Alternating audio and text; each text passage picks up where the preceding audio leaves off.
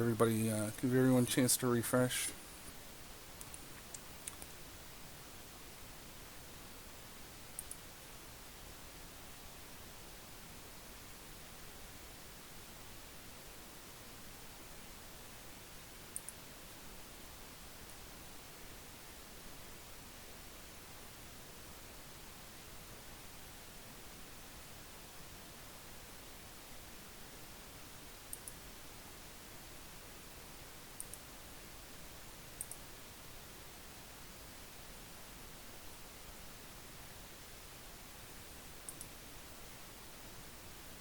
Oh, okay. Looks like I'm live.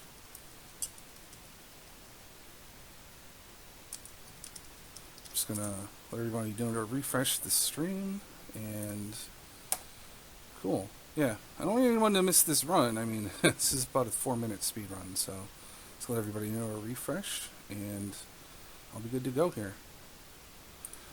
So, welcome everyone. This is Ouija Wee playing some Kung Fu for you guys. It's a very short speed run, much like Karate Kid that you just saw Jam playing. If all goes well, it should be under 4 minutes, but you never know with this game. Everything in this game is frame based, so if I'm off by one frame anywhere, then I'm going to get different patterns than I'm expecting, which means the whole game is basically mapped out to be played frame perfect. If you want to get the world record, it's still beatable. It's still a very beatable run. It's a bit difficult though to play that precisely, even if the game is as short as it is. But I'll do my best. Timer is gonna start when I gain control of my character on the first stage, so it's about 8 seconds after I hit the start button. And I will say the first kick in the game is the hardest trick. The second kick in the game is the hardest trick in the game, so let's hope I can pull it off. I'm gonna hit start right now, and timer will start as soon as I start moving. And we got it. We got the first hard trick of the game right there. So I'm happy about that. Now there's going to be a lot of hard tricks on pretty much every stage. This first stage is really tough. First trick right there is you jump early into the knife. Now, I'm not going to jump early into this one because you can throw low, but I do take damage intentionally. I didn't get the moon kick there, which is frame perfect trick. If you're moving in one direction, you have to hit both up and the opposite way that you're moving on the D-pad one frame later. Both inputs need to be frame perfect in order for it to go off. And then you have, I think, 4 or 5 frames to kick mid-air in order to hit them. Something as simple as jump kicking in this game is actually quite difficult if you're just picking it up. So stage 2, there's a new strat that I came up with today during practice. I'm going to try and pull it off, but it does require me to get a frame perfect kick after I jump over this enemy. And I didn't get it. That's okay, there is a backup. I need a moon kick here, and I didn't get that either. Those moon kicks are extremely hard. I'm not going to take the intentional damage here because I'll probably die. But either way, I got the hard tricks in that stage. I didn't get the super hard trick, so that's still a good stage. And this is a pretty difficult speedrun to do deathless because, as you see, I'm taking intentional damage throughout. And the problem with doing this in a marathon setting is if I take any extra damage other than the ones that I've already scripted into the run, then there's a good chance I'm going to die. And these next 3 stages are very hard because of that. This boss, if you accidentally, well, I wouldn't say accidentally, but if you try to attack the boss on the frame that he hits you, then he's going to do double damage, which means he can actually one-shot you. And there's a moon kick. I'm glad I got you showing off. Maybe I'll get another here. There we go. So I'm going to try and take one more knife here. Jump into it to save some frames. And that was actually a pretty decent stage 3. So overall, we haven't had any perfect stages yet, but we've had 3 pretty good ones. There's only 2 stages left. It's a 5-stage speedrun. This game loops infinitely after that. So there's another new trick that I'm going to be doing in this stage. It's something that the task does, and it actually allows you more frames to do this right here. And I got it. So you can skip that moth, the second moth that comes out of the hole, if you jump early. It's a 2-frame window to get by him without getting hit by the second one. If you jump late into him, it's a 1-frame trick. We have a perfect stage for 15:32 on the clock. It should be 15:30. Okay.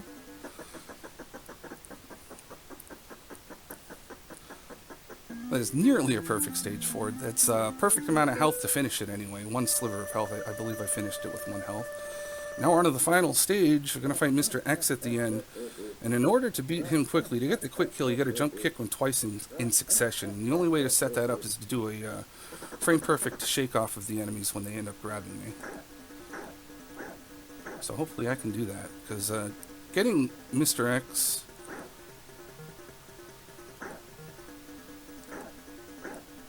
I don't know if I'm going to get the jump kick here, but we'll see. Getting him in 2 kicks is extremely difficult. 2-frame window to hit the second one.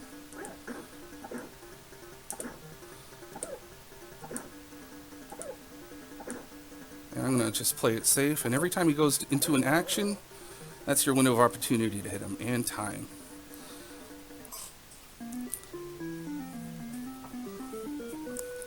And that's it. That's Kung Fu. That's all there really is to the game. Hopefully that's a sub 4.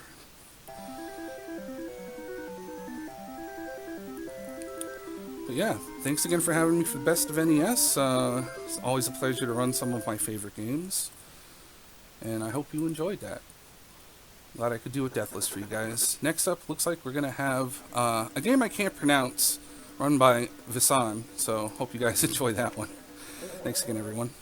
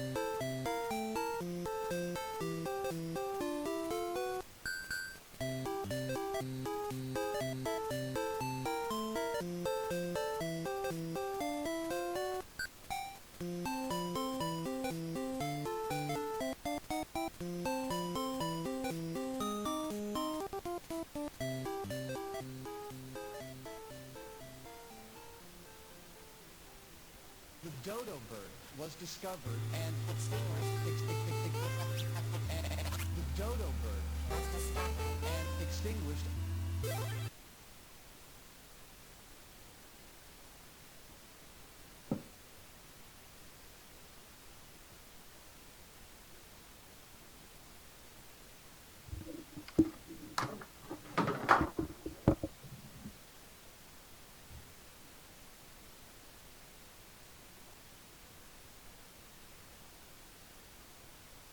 All right, ladies and gentlemen, we are back with what? Well, do you want to pronounce it, Author Blues? Yeah, it's a Kumaju special Boku Dracula-kun, or better known as in the West, Kid Dracula. Nice job.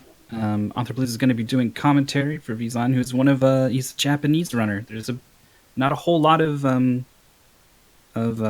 connection of crosstalk between the Japanese speedrun community and elsewhere, but it's always a treat when we build those bridges. So I'm really looking forward to this run. You guys can take it away whenever you're ready. Awesome. Well, I'll wait for you to give a countdown for Vasan, then I'll talk a little bit about the game.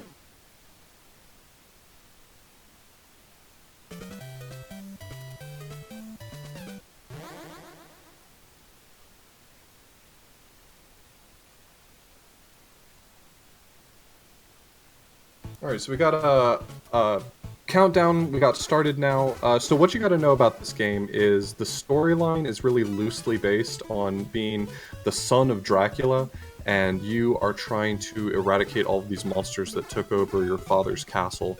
Of course, the lore kind of goes fairly deep with this. Believe it or not, despite its unassuming look, this is a true entry in the Castlevania series in the sense that things that happen in this game continue existing outside this game. For instance, the boss of this game, the final boss, is Garamoth, which you may be familiar from his appearance in Symphony of the Night. Is probably the only entry I can think of in the classic Castlevania series that departs from the normal format. The platforming is a lot nicer, and I think a lot more fun because of it. You get these really sick projectiles, and it's really fun to use. One thing you got to know about the projectiles that are being fired is that you can charge them up, so they have like a basic shot, and then you charge them a little bit, and they have a second level shot, and then you charge them up all the way and to level 3 shot. They do scaling damage, so like a level 3 shot does as much as 3 single shots, but the problem is that when you use a fully charged shot on an enemy, they drop a coin, and for every coin you collect, the game forces you to play a minigame between each level. So you'll actually notice him being pretty careful to kill most enemies with a level 2 shot, which requires kind of timing out your charge just the right amount. And like a classic Castlevania game, if you're standing on the ground when you use your attack, you get stunned temporarily. So you'll always see him attacking either as he's about to land or as he's jumping to keep him from being stunned. In this game, because of that, tends to be a little bit nuanced. There's a lot of parts of the game where you have to make a sacrifice in speed, doing platforming just because you want to avoid being on the ground when you land. So here we are fighting the, we just got done fighting the ghosts that have taken over the castle. They have Manji on their heads, so let's avoid all of that conversation.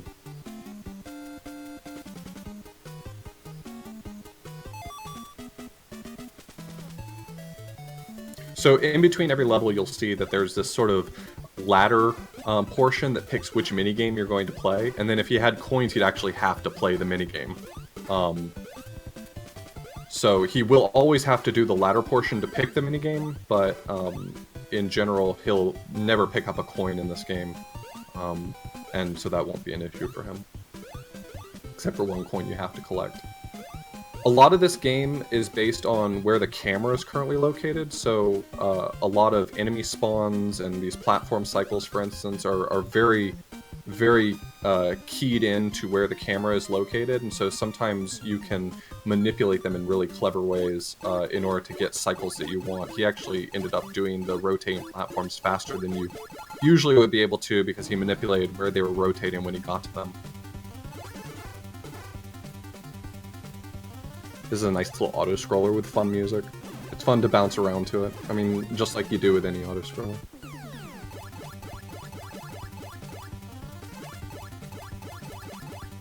I will say that the Castlevania series has such a great reputation of having fantastic music, and despite the fact that this game uses very little actual Castlevania music, in fact, the only song I think that's actually from Castlevania is the first level is a remix of the first level music from Castlevania 3.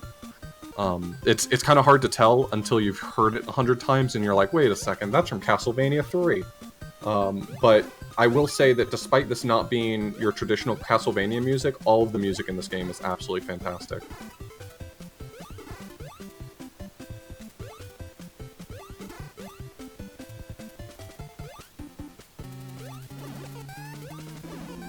So the chicken boss, he's trying to land 4 fully charged hits or a combination otherwise.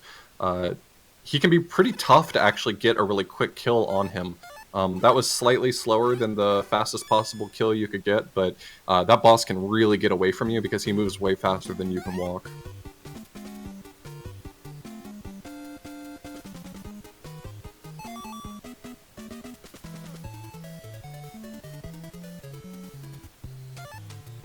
So this is the stage that finally introduces... So every level you get a new weapon, and you can cycle through the weapons. You'll see it in the bottom left, a little image that indicates what weapon he's currently using, and you can cycle through them with the select button. But this is the level that introduces the exploding bomb shot, which is really going to dominate the rest of the game. The exploding bomb shot just does so much damage, and it's sustained damage. The explosion stays on screen for a little while. So most of the bosses from here on in, you're going to see, he's basically just going to drop 1 or 2 well-placed bomb shots, and the boss is going to be done. And it's going to make all of the bosses look really easy, but most of them take really precise placement to get it right. I actually think from here, there's only maybe one boss that doesn't go down in just like a small handful of hits. And that's the Egypt boss. Spawn locations of those submarines are based on where you're located, which is really annoying because it makes it really difficult to do the platforming properly without spawning them in your way. But this boss is going to end up looking really trivial because of this exploding bomb shot. It's a fantastic fight. And that's it. That's like the whole thing.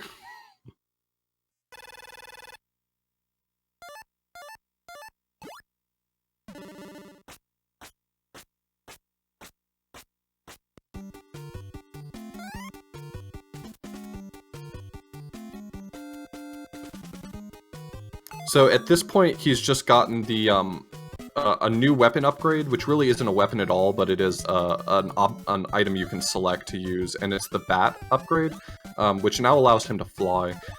I think would really break the game, but actually flying with the bat is pretty painful. First off, he moves just as fast as you running, so that's not a huge issue. But first off, you can't fully charge up your weapon anymore, because fully charging up your weapon means you'll turn into a bat instead of firing a shot.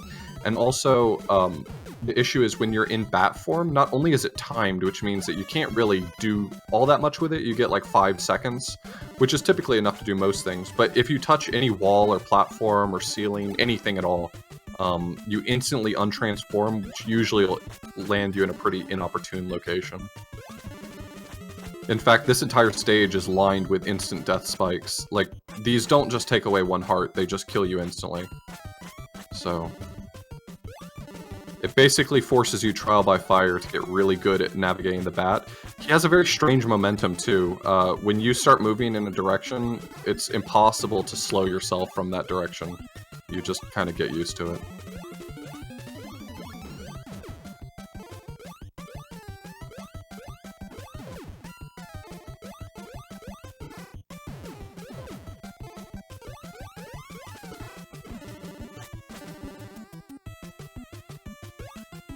So this next boss that's coming up is a little bit of a speedrun frustration, because it only takes, I think, 3 fully charged exploding shots, or 3 fully charged normal shots to fully kill him. But, so right now the boss is dead, but he has to go through this first animation before he can finish, and it's kind of up to him how long it takes him to go into that animation. So like now he's finally killing himself, but you can kill him as fast as you want to, you're always just going to have to wait for him to do his first animation at whatever point he decides he's going to do it.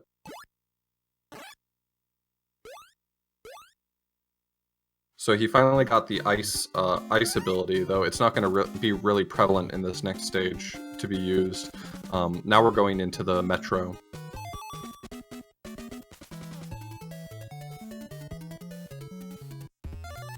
So coming up, this stage and most of the later stages, it's actually pretty technical, being able to move through them quickly. Like, for instance, this stage, the placement of the UFOs and the apes at the end of the stage are pretty precise, like being able to get through them quickly. And so, from this point on, a lot of the platforming stops becoming just do well and becomes just very technical movement.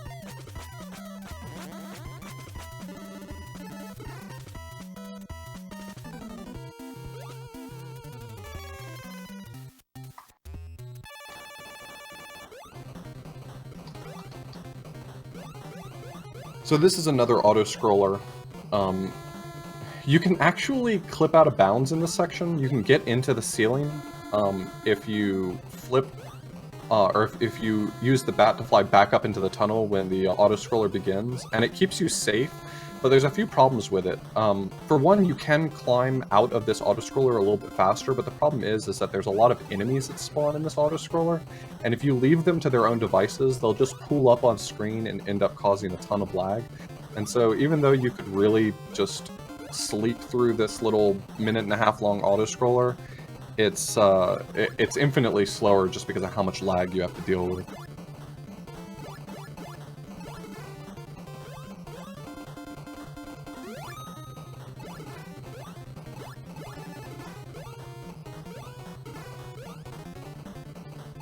The nice thing about this auto-scroller is that it's not particularly boring. It constantly keeps your attention because you can get ganged up on by some of these enemies pretty easily. So it doesn't feel too frustrating having to sit through it because it keeps you busy.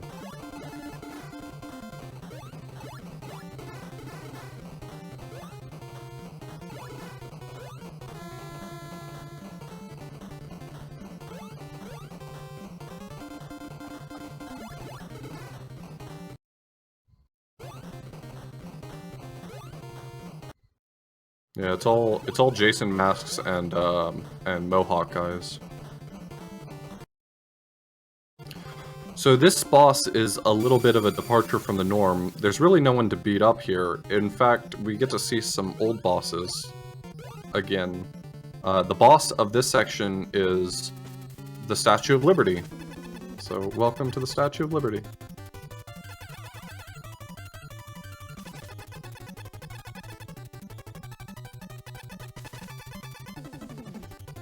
And as it turns out, you're on a quiz show now, where you get asked a series of questions, and if you answer correctly, you beat your opponents, which you'll notice are the bosses of Stage 1 on your left and Stage 2 on your right, respectively.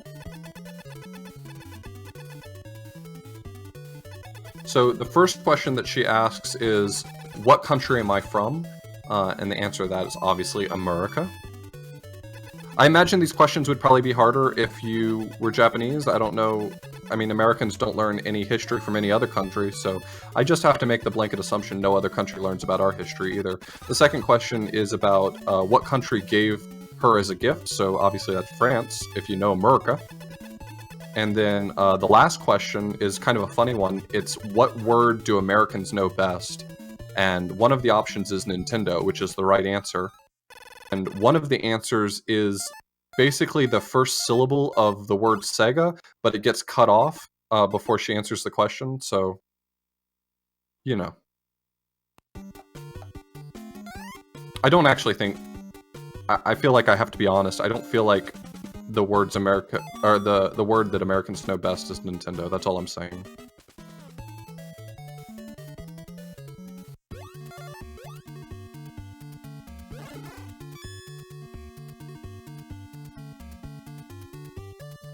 So this level's pretty interesting. He's going to abuse the bat quite a lot, actually, in order to... or either the bat or the flipping mechanic. You can do it either way. This is the first stage where you get access to the mechanic where you can now walk on the ceiling. So he has an ability available to him where he could flip upside down and walk on the ceiling.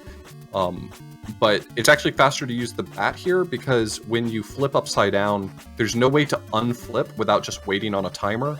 And so using the bat to fly through these very narrow sections right here is actually faster. But as I mentioned before, if you touch a wall or a ceiling or anything, you instantly untransform, and at that point you're directly over top of instant death spikes, so it's pretty tough.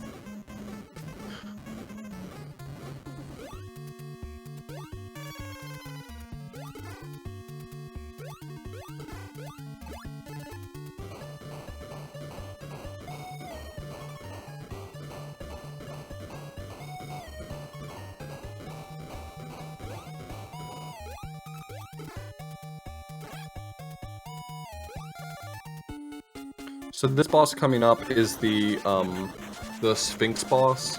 This is actually a really fun boss to fight. It's just a fun boss to learn and to practice. You really want to just nail these hits every single time. You can do it in less than 3 cycles around her head if you do it well.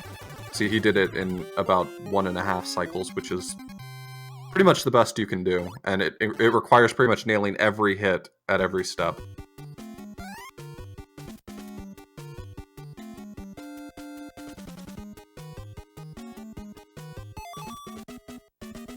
So this is a pretty fun level. This level is a climb. This is actually a really tough level to do optimally unless you do the trick he's doing where he stays above the screen the whole time. He's using the bat to stay above the screen so he doesn't have to do any of the platforming and he won't run into the enemies or rockets or anything like that. If you actually do the platforming the way this level intends, it's incredibly difficult. Like, this is a very difficult stage. But he gets to stay out of bounds, which makes this much nicer.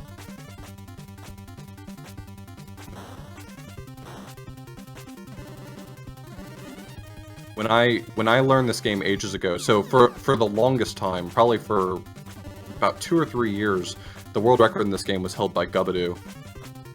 And it was actually, there was no communication between us.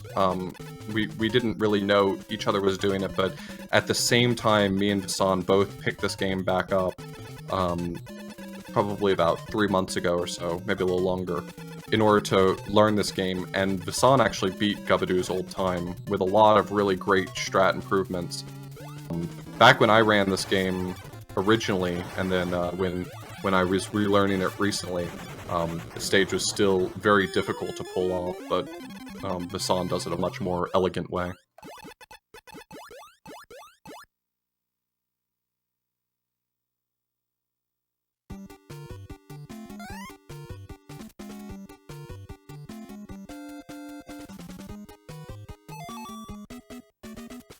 So this stage, in terms of a speedrun, is really, really technical. Doing this stage optimally typically involves using the freeze beam properly, because if you notice, the boat is going up and down the whole time, and if the boat is going up, you actually can't jump over that ledge properly. So doing the platforming just right and freezing the enemies in just the right way so that you get to that spot on the boat while it's moving up and down, so that you get to it while it's moving down, is actually really tough to pull off. This is probably one of the more technical stages in this run, I would say. There's a skip coming up that he's going to be doing as well, that's... Oh, so he's death abusing there so that he moves forward.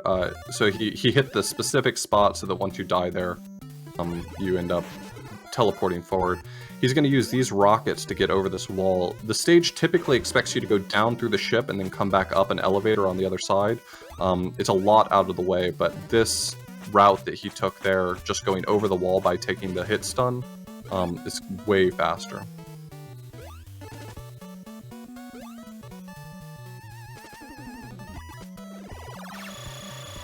So he actually timed out his flip upside down just perfectly so it wears off right when he gets to the exit. That's pretty tough to do. but it keeps you from having to wait for a third cycle on that laser beam. This boss here is also a lot of fun to fight. You have to fight him flipped upside down, so you don't get to use a lot of the nice weapons, but just like timing out your shots so you don't miss any of them is really fun to practice. Visan makes that look really easy, but that fight actually takes quite a bit of practice to nail.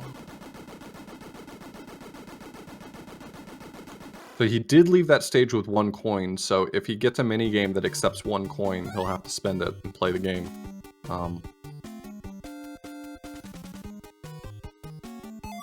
But he did not. So this is the final stage of the game, and it's a boss rush. You get 1 health bar to do the whole thing. I can't remember the name of these, it's been a while, but someone in chat can say it if they remember, but these lions that he's fighting are made of fire, and so the only way you can actually hurt them is using the ice beam, and it takes quite a number of them to do it.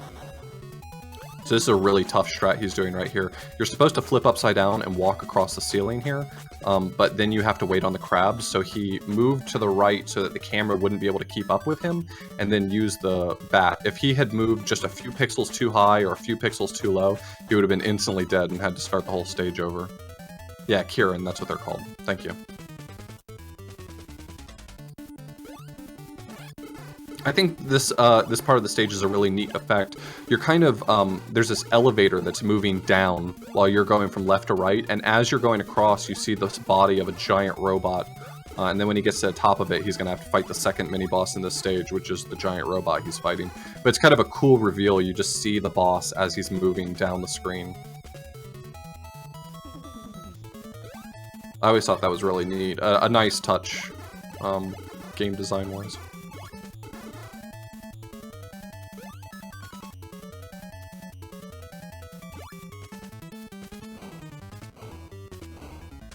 Yeah, it could be the foreground platform going up. I always saw it as an elevator going down, but I guess it's all just a matter of perspective.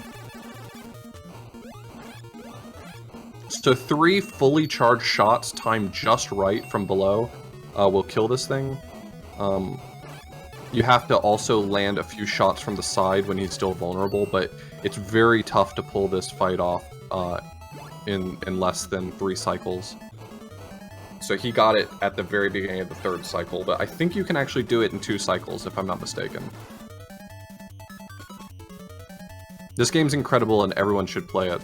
This is the most underrated game no one's played. There's also a version on the Game Boy that was released in the US, and it's also a very good game. I'm partial to the Famicom version, I like it a lot more. There's a lot of people who like the Game Boy version more, but they're both 100% worth playing. So this is Garamoth. You may remember him from his appearance in Symphony of the Night. And if you've seen him there, he looks very different there, but this is the same character.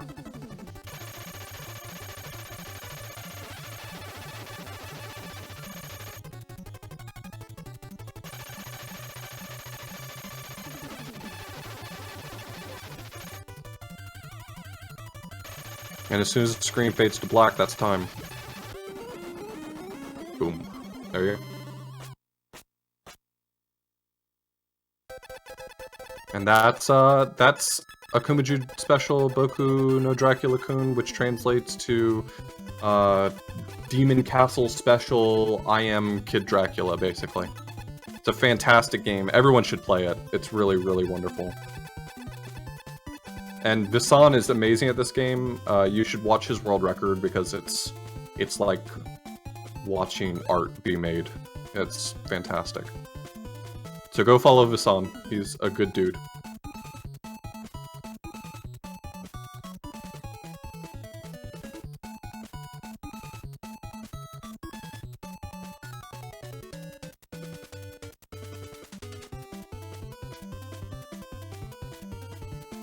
High praise from Author Blues for Visan. It's in the chat if you want to follow. Highly recommend, especially if you speak Japanese. But honestly, his gameplay speaks for itself. Absolutely. Alright, well, I'm going to take off. Good luck with SNS, everyone. Have a good night. Thank you, Author Blues. On commentary, links in the chat as well, if you want to follow. Author Blues. Next up on Best of Nets 2017, we're getting almost down to the end here. We've had world record holders and other top players playing their NES speedruns for you guys for 3 days now, I think. It's flown by. And we're not quite done yet, so stick around because up next it's going to be Furious Paul doing Castlevania. Stay tuned.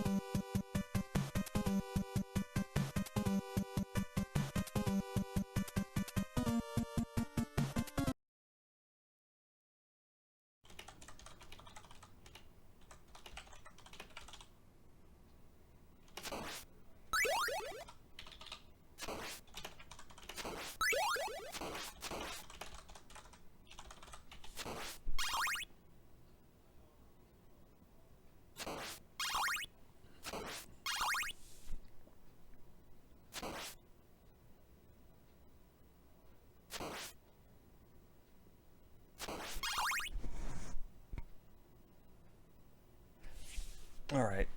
Hello, everyone. I'm going to play some Castlevania.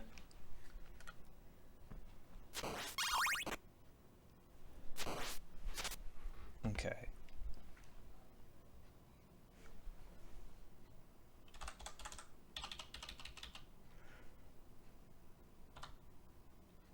Okay, we're going to go in 3, 2, 1, go.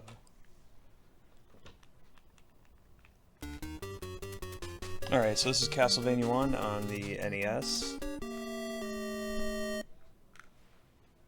Let's start off on the first level here. Generally, you wanted to try to get a stopwatch on the first level to potentially save more time. Stopwatches drop from the zombies, and they also can drop from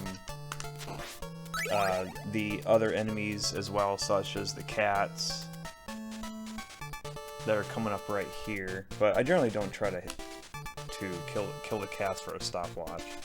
You can save 3.5 seconds on this level with the stopwatch, and 1 second on level 2 with the stopwatch.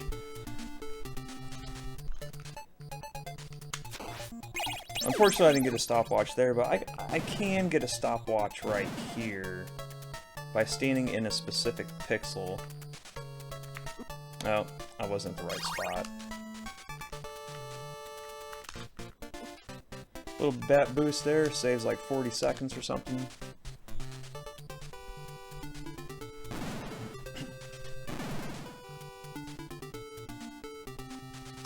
Okay, I'm gonna want to try to get this axe here.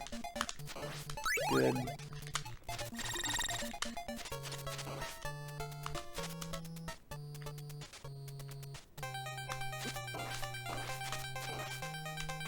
Okay, so I tried to do a critical hit, but unfortunately I failed. It's alright. We'll kill the bat the normal way. Bat's being a little mean. Alright. That's level 1 out of 6.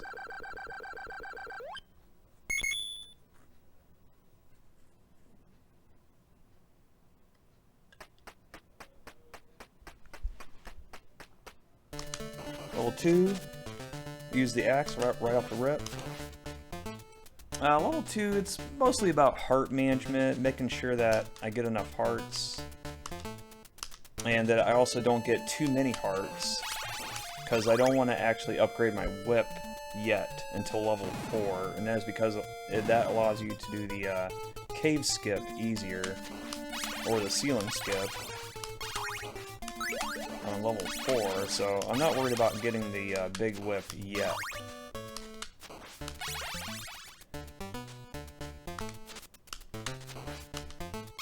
Little Medusa head boost, save a bunch of time.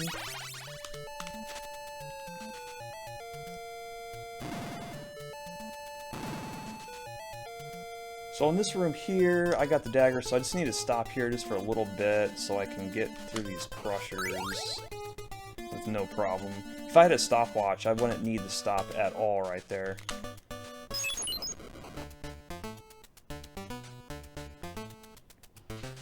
So now we move on to level 2 boss, the Medusa.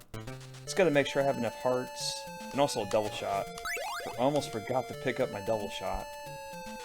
Alright.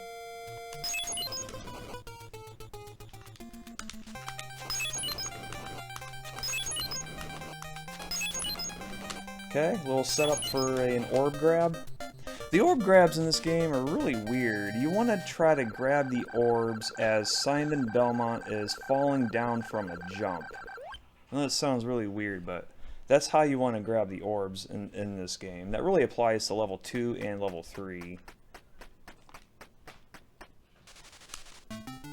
Level 3 is probably the hardest level in the game. There's a lot of different variables that can happen.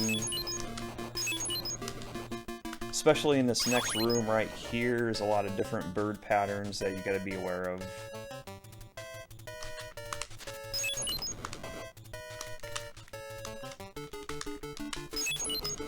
Okay. Wait for the bones. That room could have been better. Wasn't too bad. At least I lived. You can die in that room. Possibly.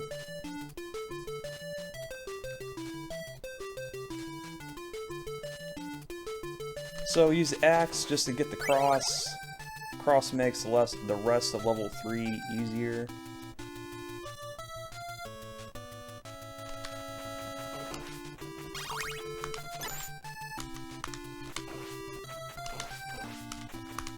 A lot of tight jumps and stuff in that room right there. This next room here is pretty crazy. There's a lot of different variables that can happen.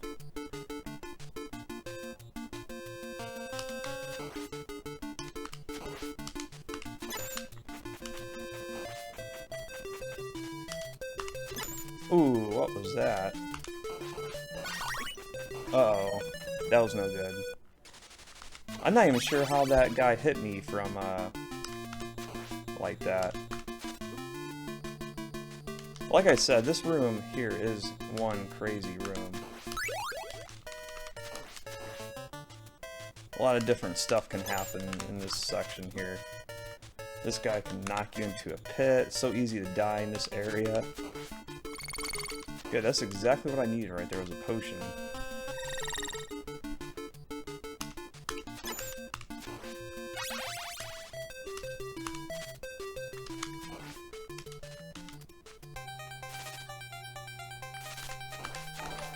Okay, so I cannot take one hit here, at least I don't think I can. Gotta be really careful.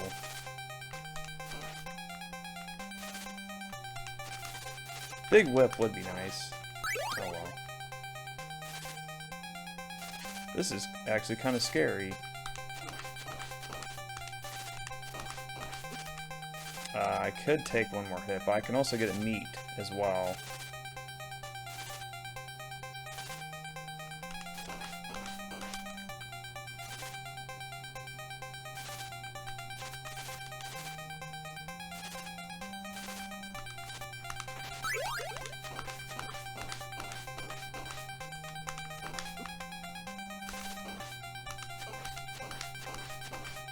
Jeez. Okay, so that was one nasty mummy fight there for you. Normally the mummies die way faster than that. Alright, level 4. There's a new setup for the cave skip.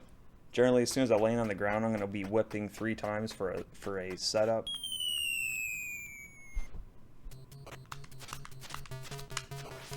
Those whips help set up so I can get the cave skip easier.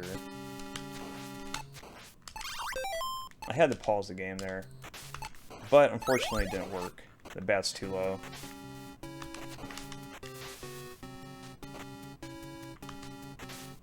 Yeah, normally the cave skip now, or the ceiling skip, is actually a skill-based strat now instead of just lucking out, basically, like how it used to be. Okay, Flea Man section.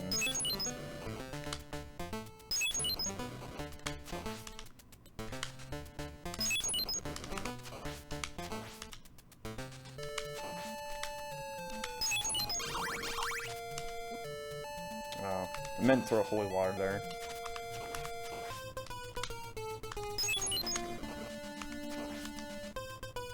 Okay. A little execution error in that section, could have gone better. The whole section, though, is not really random. It's, as long as you know the patterns, it's pretty easy.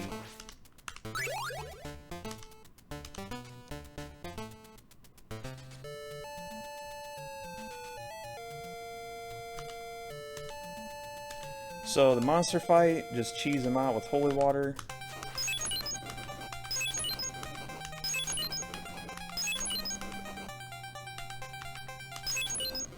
And that's that. I couldn't get the cave skip in, but I missed the setup for that.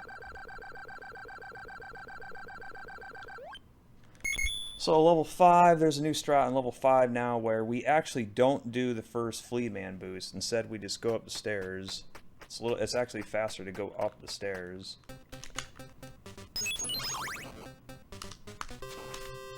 You want to kill that Flea Man there and just go up the stairs here. That is a new strat that we recently started doing.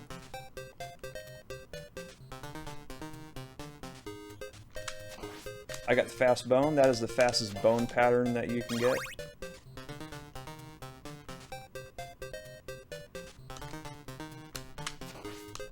So now with the new strat, not doing the Flea Man boost means that you can also skip that meat grab right there and save like a quarter of a second.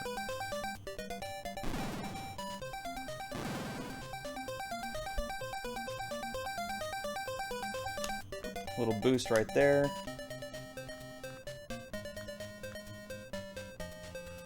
Well, all of 5 is actually one of the easier stages in the game. Not really too much to it. Just gotta make sure I have enough hearts for the Reaper fight.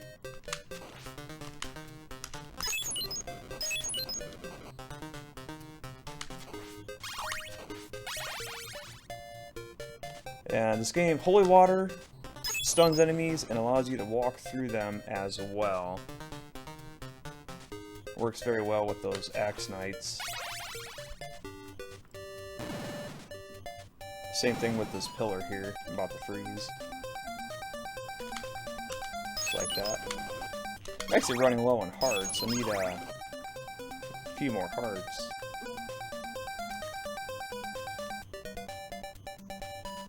Should get them in the next screen here. Freeze these Axe Knights. Just walk right through them. This section is terribly hard to do without holy water.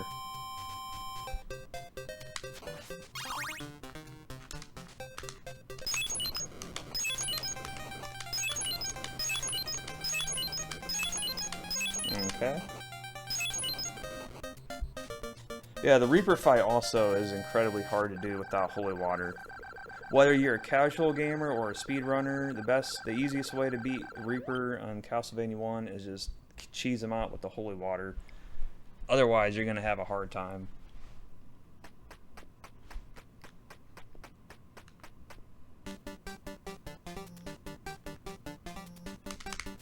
So the bats here on this section here, the idea is to just basically just jump the same spots every time, and they will generally leave you alone. But jumping in random spots can cause them to do different things which you don't want. But yeah, I generally never get hit in this section because I just know right where to jump at. Little bone boost right there, and another one in this screen here. Good. Uh-oh. Okay. Get the meat just for safety. Safety meat. In case I don't die to Drac.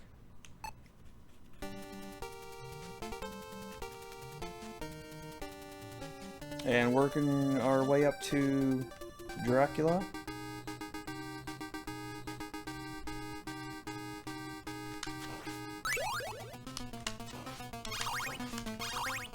Good hearts. Now with Dracula, you can do a critical hit and save a tremendous amount of time, but my success rate is not.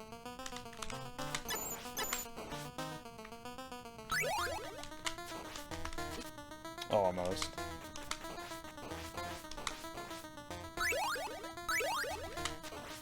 So it's going to be a little slower Drac fight, because I missed the crit. It's all good.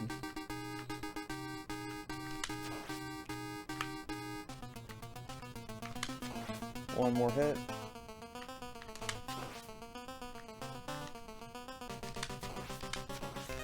And the Cookie Monster.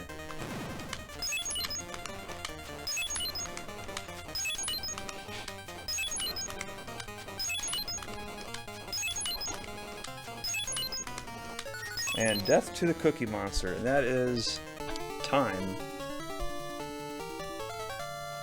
Yep, death to the Cookie Monster.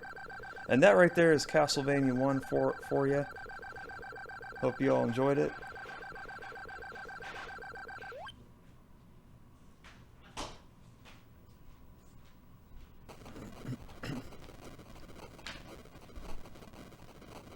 Castlevania 1, I started learning this game like 4 months ago. Took me 2.5 months to get the world record, playing about 35 hours a week.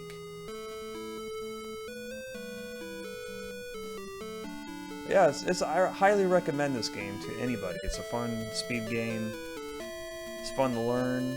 I really enjoy running it. It's very addicting.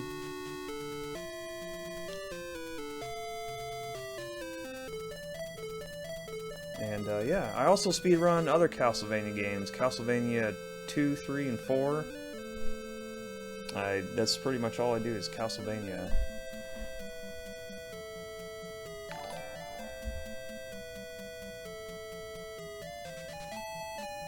Up next we have Castlevania 2 Simon's Quest by Burb.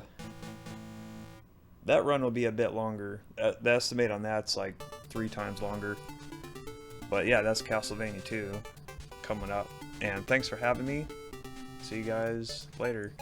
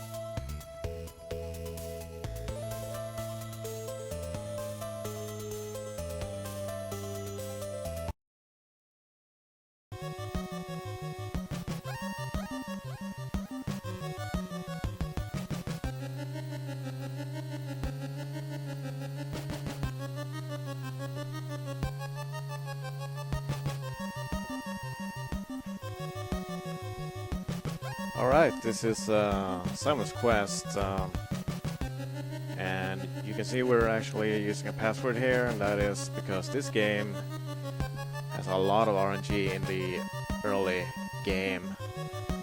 So you have to collect a lot of hearts in order to, well, basically, if you don't get enough hearts here in the first minute, you can lose up to 3 minutes, which is quite a lot in a speedrun. So it's been decided in the community that for marathon events we'll always use a password. And this game also has day and night cycles, so you're still stuck within those cycles, so you don't actually gain any time by using a password. So it is just to skip the grinds, and this password starts me with white crystal and holy water. So I can move on. So 3, 2, 1, go. So, like I said, we need the holy water and the white crystal in this town, which is right down here. So by using the password, I can buy that right away. The white crystal is used to, yeah, I'm not supposed to buy it, obviously, because I use a password.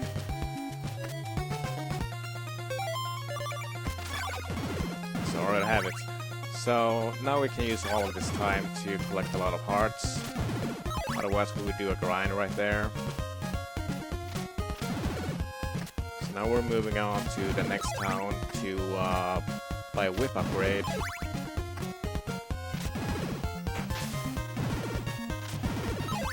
Because this whip is really awful. So we're looking to buy the chain whip, which is I think 3 times stronger than this whip.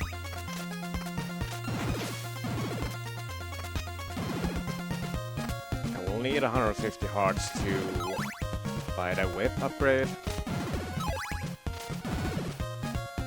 It has actually happened to me in the past that even with using the password, the game is evil enough to not give me enough hearts for this whip, but I really hope that doesn't happen.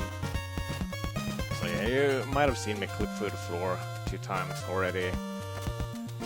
So that's the floor drops. It is based on a sub-pixel value, and you can manipulate the value by jumping a set amount of times, and every time you touch a staircase you reset that sub-pixel value. So you can count your jumps from a staircase to always know if you're able to do a floor drop.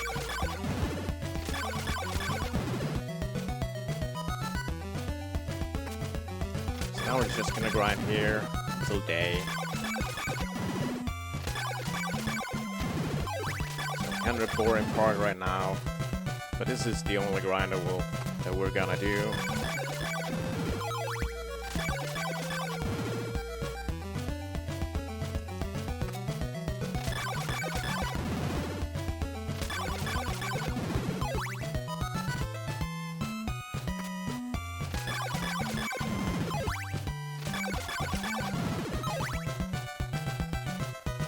So we also get experience by picking up the hearts here. And we're gonna hope to get a level up here and then another level up later on. So after we do the second match, we want to level up again.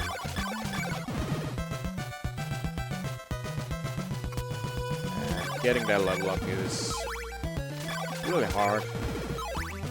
You basically need a lot of drops, but not too many drops.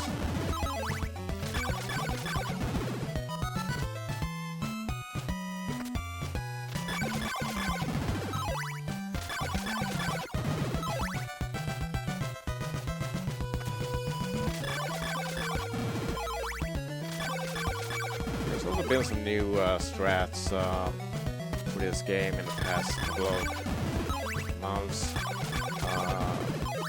not only can you do floor drops now, you can actually chain floor drops together and do multiple floor drops if the distance between the platforms is not too large. And we'll have a chance to do a double floor drop once we're done with this grind. And we go inside to buy the chain whip. So every floor drop, it's a frame perfect input, but it's pretty easy to do. But when you try to chain floor drops together, that's when it gets really hard. That is also frame perfect, but that is like actually pretty hard to do. Not getting a lot of hearts here. I'm getting kind of scared about that. But we'll have enough hearts. Worry a little bit about experience. Alright, we should start walking.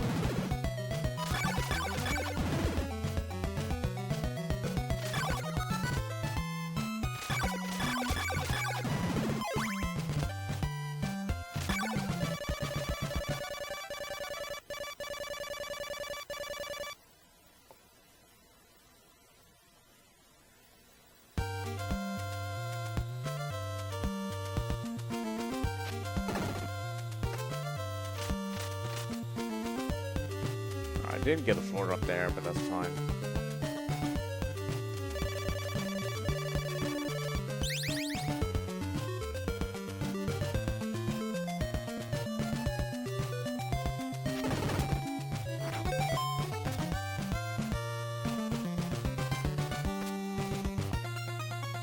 Now we're gonna go to the next town, trade our white crystal for a blue crystal, and then we're gonna do the first mansion. Which is actually the second mansion if you play it casually. I need to speed when we do it first, because it's faster. Whoops. We need to walk down the stairs there.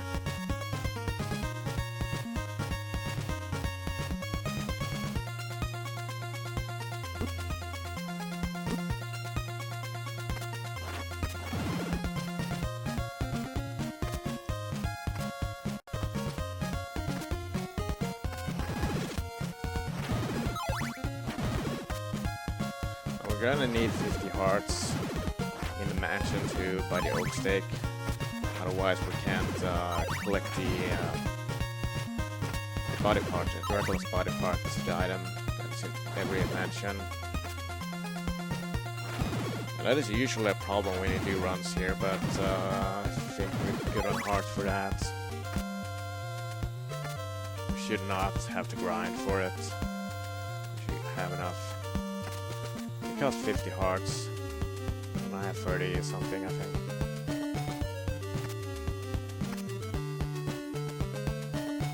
Small hearts give you 2 hearts, half hearts give you 4 hearts, and then there's also big hearts that give you 6 hearts.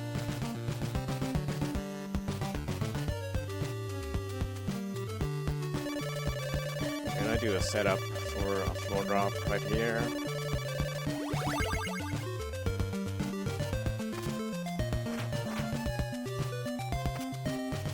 I'm gonna do very specific jumps right here to set up for a floor drop on the next screen.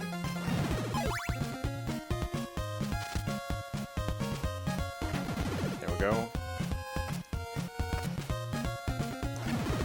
This is a scary floor drop because there's a skeleton right there. So if you're too slow, you're gonna take damage by him, and that will totally mess up the subpixels. Okay, so that's a long jump. That is also a new strat. You release your D-pad on the last frame and press jump. If you leave a moving block, it works on every moving platform. You get a little speed boost.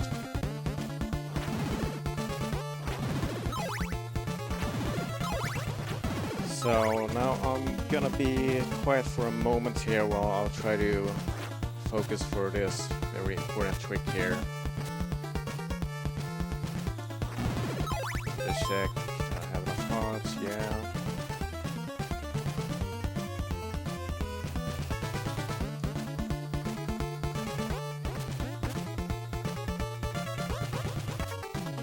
Not sure if I got the pixel. I think I maybe too early there. No, I actually got it. Okay. Okay, so you can do a double short up there. That is a new strat that saves a lot of time. You can tell right away. I'll have to walk around it now. And this is the old way of doing it, but if you get a double short drop, you can drop right down here. So that saves like 15 to 16 seconds.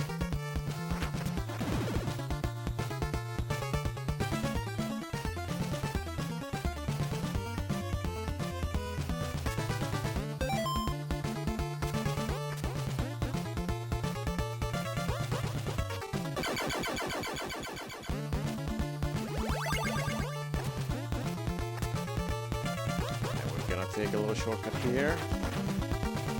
We'll get back down here and do another thing here. We don't have to walk out that screen.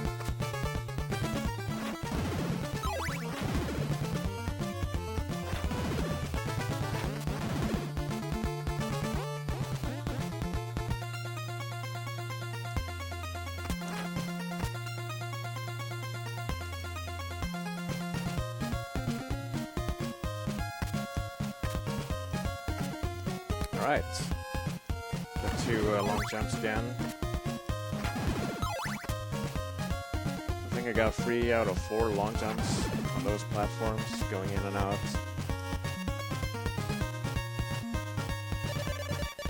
I'm gonna get a transition.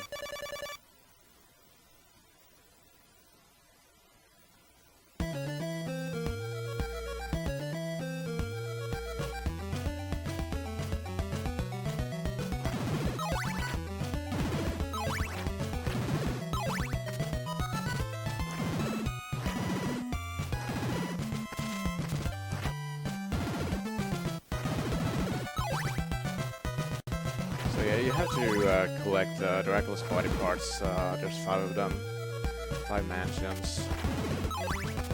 You need to also collect the red crystal and also a cross. Otherwise, you can't get into Dracula's castle. So I'm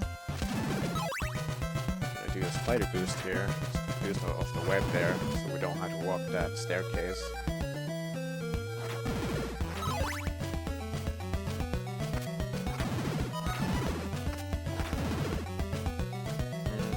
Get a lot of drops there.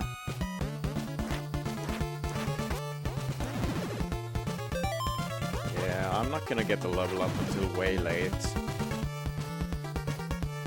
Enemies in here don't actually give me experience, so I'm really low on experience. I'm not gonna get the level up where I want it. Because after this match, we're gonna have to go through a little bit of a swamp, which hurts you when you walk through it. So we want to get the level up after that.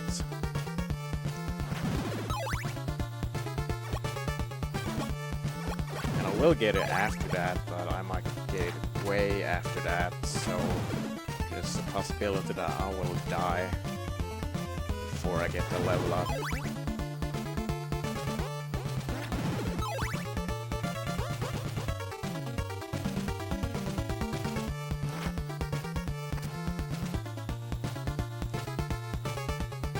Buy the oak steak over here, and then we're pretty much done with this mansion.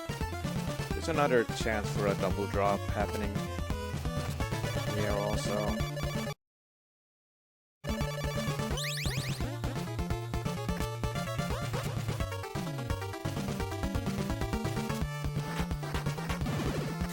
No, didn't get the double drop. That is the easiest double drop too.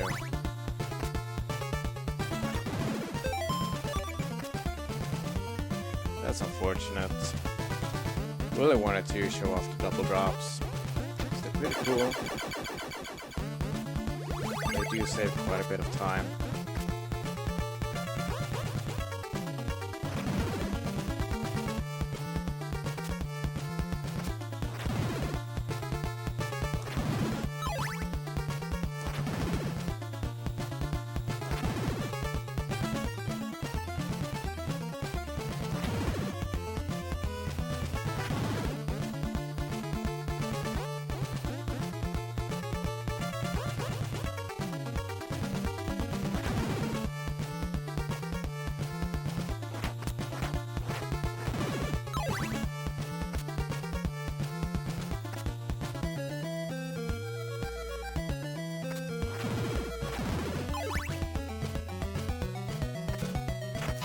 Alright, so we got the heart from that mansion, Dracula's heart.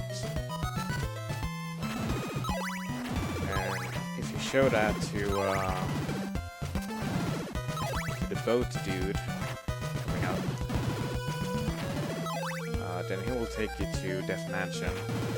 If you show him it, if you have any other item equipped, he'll take you to a different place, but if you have the heart equipped, then he'll take you to a secret place, which is Death Mansion. And that is our next destination.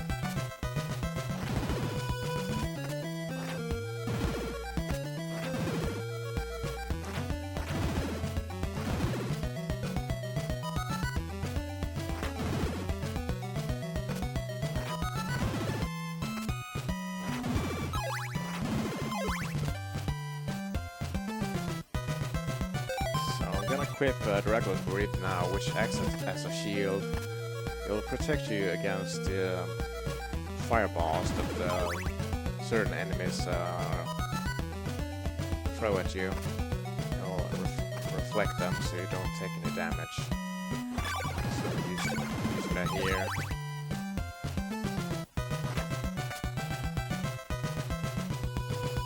So now here is the swamp I was talking about. Take quite a bit of damage here.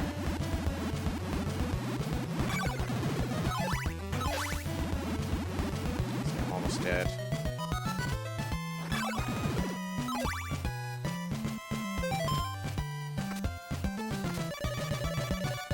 I'll still get quite a bit until my level up, so yeah, I will most likely die in this mansion. And there's another long jump.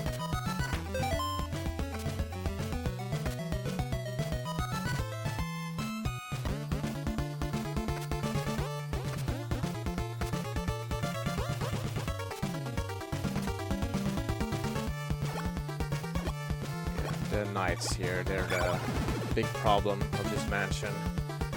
The guard is stairs. They're just completely random. But I got good luck with the knights here.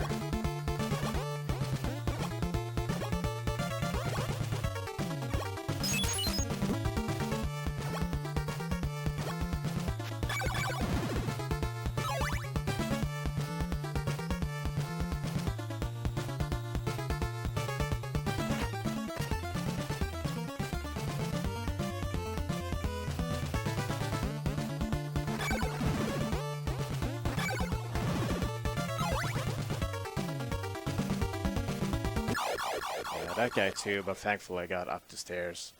So I'll start here again.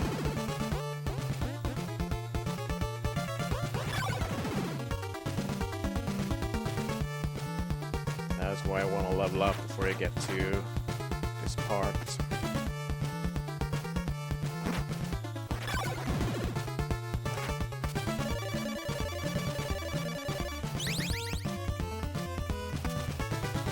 So we're gonna set up for a floor drop and try to do a glitch to get into the boss room faster.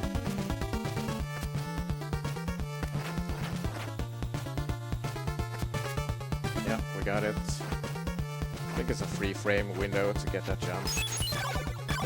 I'm gonna try to insta-kill death, just like that. If you throw the holy water at the corner of his hitbox, he will instantly die. Otherwise, I think it's like 30 whips to kill him.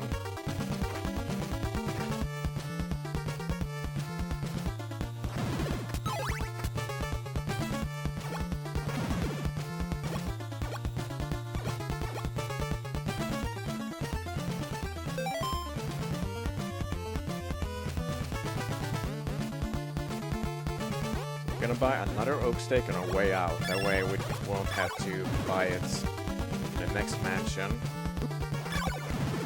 because it is faster to buy the oak stake here than it is to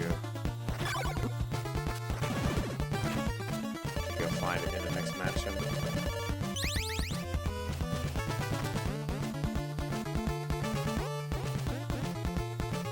I'm gonna click through the ceiling here.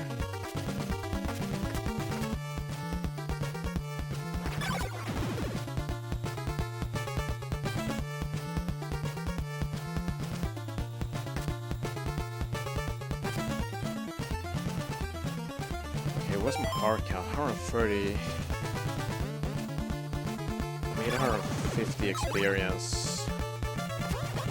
I really want to level up before going to the next place. What we're gonna do next is the blob boost.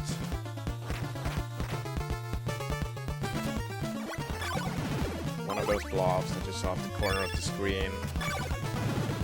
We are going to, wow.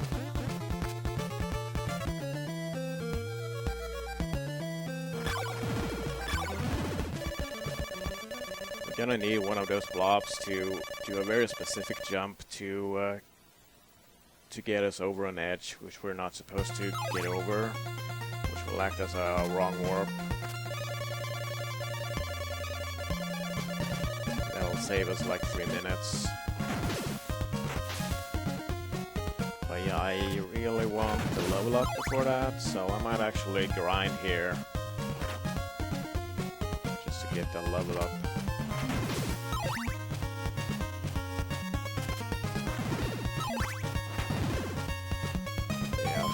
Yeah, I should get it on the next enemy kill. I'll get it here. There we go. There's a level up. Alright. That makes me feel a little bit better.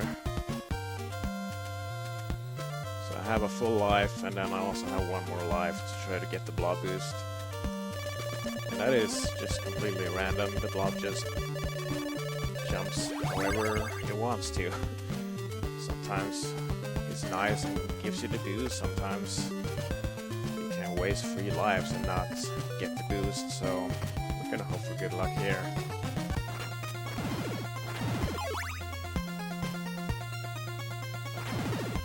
If we game over at Blob, we're gonna lose about 1.5 minutes grinding in the next mansion.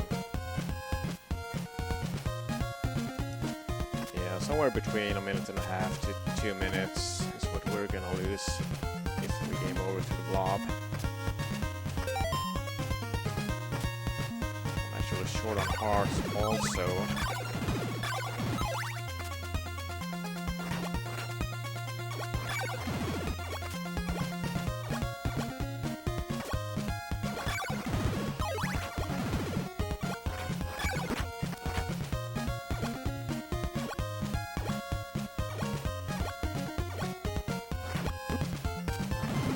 I'm gonna be safe here for, this is like my marathon safety to kill a blob and try again.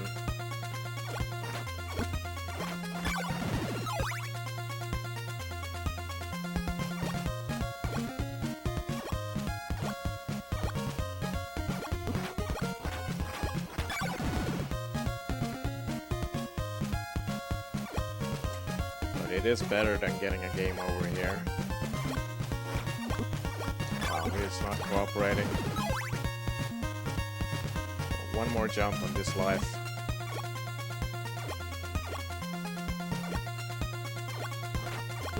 Nope.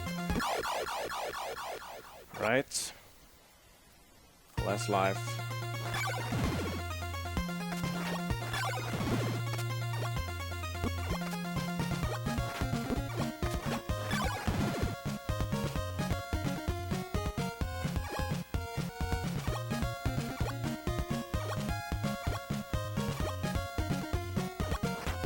Okay, there we go.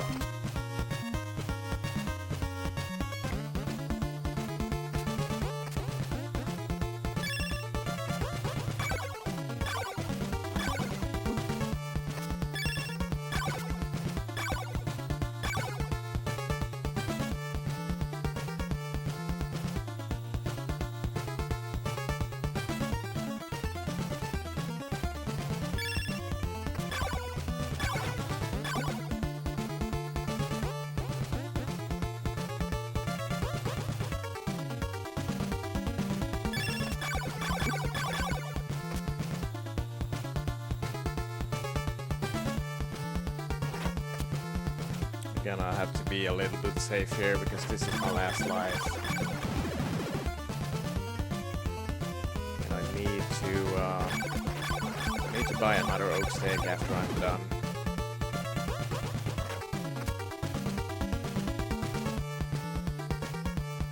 if I get a game over, I'll lose all of my hearts.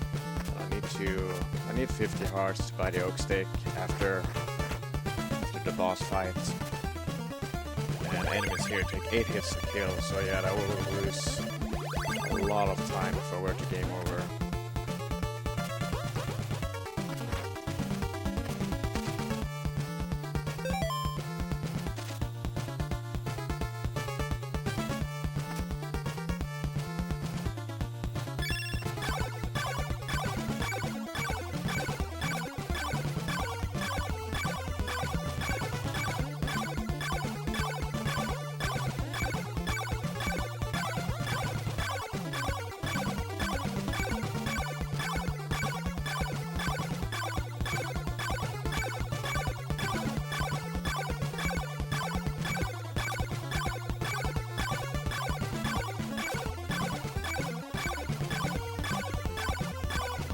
So using the golden knife on Carmilla there, you can stun lock her completely. And you want to do that, you want to have enough hearts to do that. Every time you throw the golden knife it costs you 2 hearts, so you want to enter this match with at least 90 hearts, but preferably a little bit more to also stun some enemies.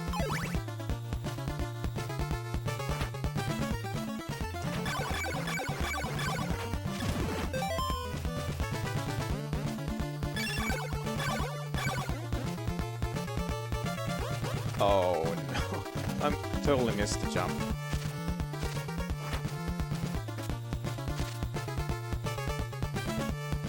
I have to go here again.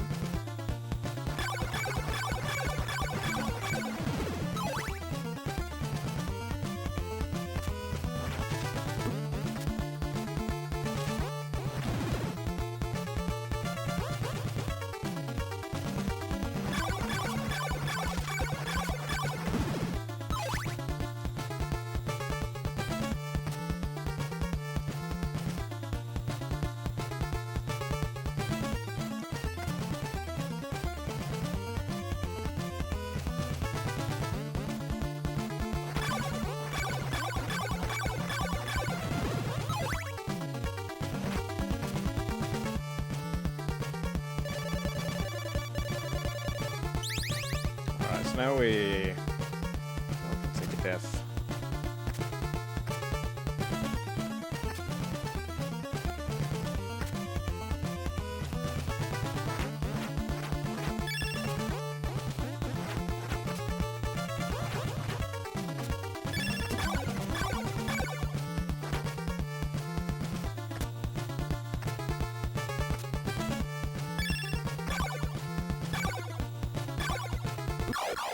We'll die there. It's game over. So we're gonna go through an even bigger swamp this time. So we'll need a little bit of health. We couldn't go passive with just like 1 HP. So we got laurels in the mansion. So we're using it right here.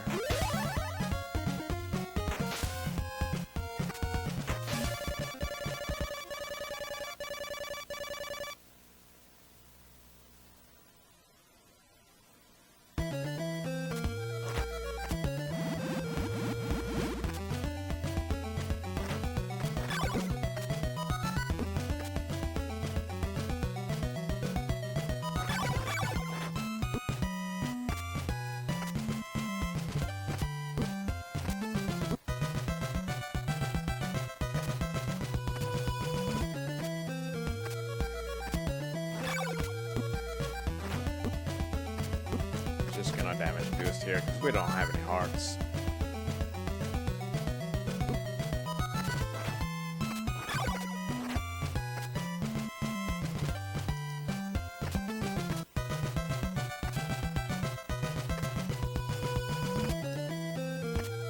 So at this point our heart count doesn't really matter anymore. So we can die, it doesn't matter. Just have one more mission to do here. Then it's time for Dracula.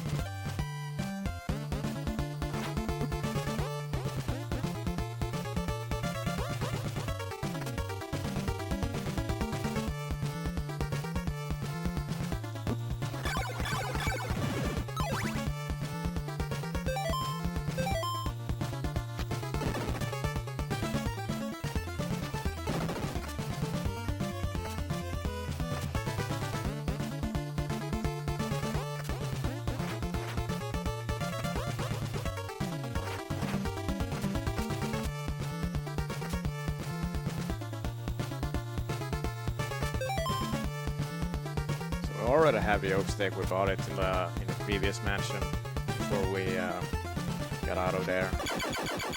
So that makes this mansion really short.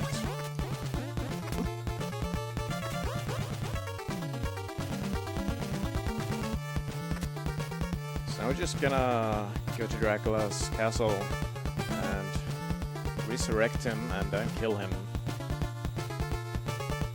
Look at that fear.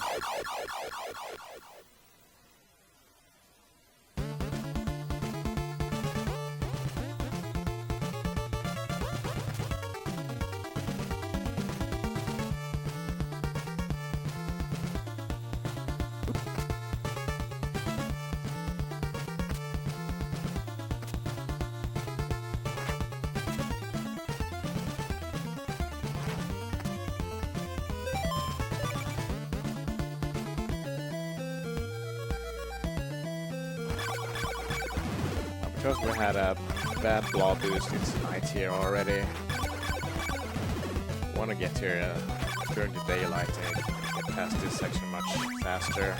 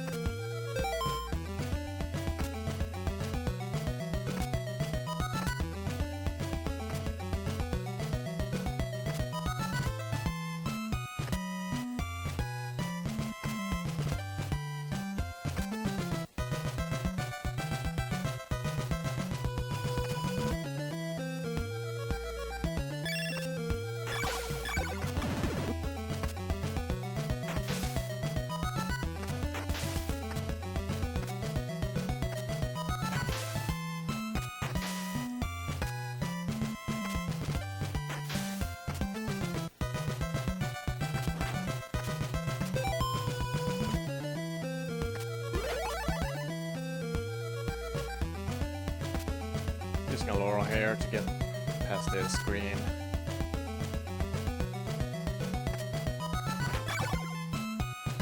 And then we will use our final laurel in the graveyard section, right before Dracula's castle.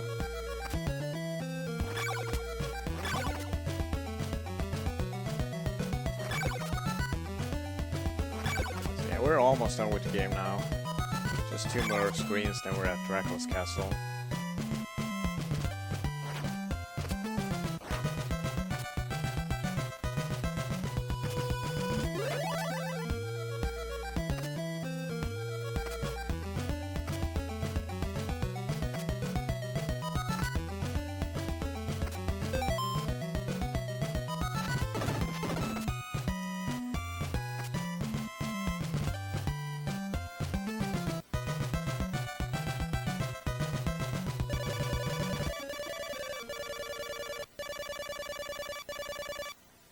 So I really wanted to showcase the new double drops that we found out about not too long ago. I failed to do that both in the first mansion and the second mansion, which is the only other places where you can do it, but you can do it here too. I'll attempt it. You can actually do 4 here. So I'll have to do 4 frame perfect inputs in a row. Don't think I'm gonna be able to do it. But I'll try. I got 2. Okay, so you saw 1. You saw 1 double drop there. But yeah, you can do 4 of them right there, and you don't have to do this side of the castle. You actually drop all the way from down there to right here. But yeah, it's 4 frame perfect input, so it's kind of hard to do.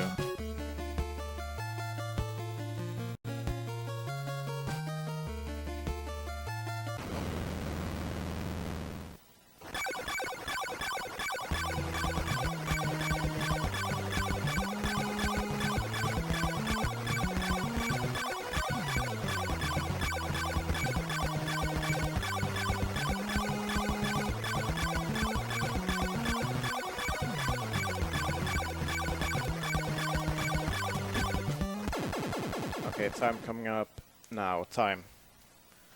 That's the end. I think that was a 35. I lost like a minute alone on the blob. So I guess considering how bad the blob went, that is okay.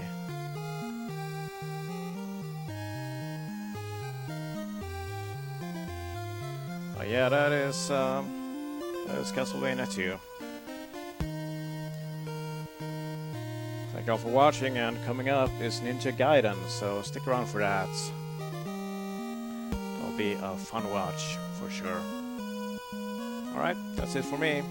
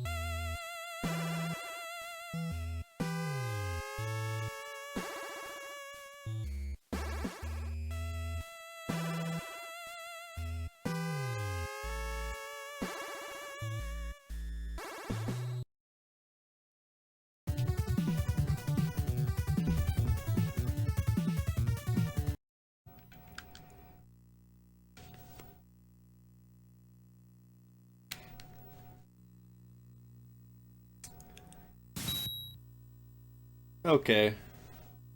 Hello everyone. My name's Aquas, and I'll be doing a couple Best of NES runs tonight.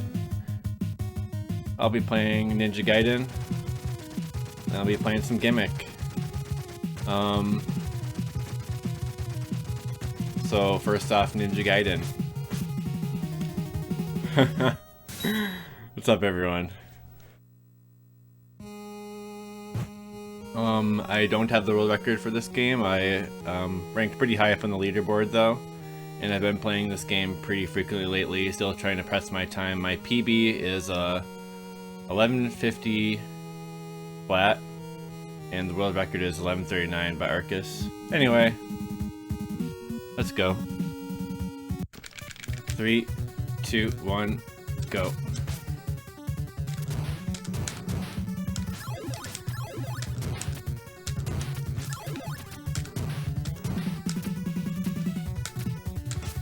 So stage 1 is pretty involved routing wise. There's a lot of different stuff going on, a lot of deboosts, tons of deboosts in the game. We'll be taking some here, others we will be avoiding. Be managing our Nimpo carefully throughout this run, so we have all that we need to destroy the bosses quickly. One of the main ways we do that is with the Spin Slash. Spin Slash is the weapon. It's in all the acts except for Act 3. It deals damage per frame, and also Ryu is invincible during the Spin Slash. Because of this, we're going to spin to win through the majority of the game. There's more to it than that, though.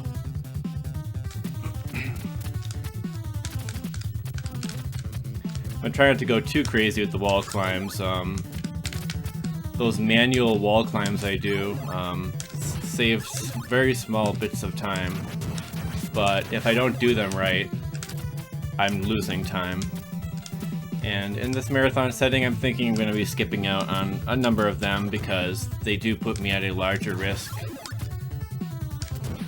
for a smaller reward, especially in a marathon setting.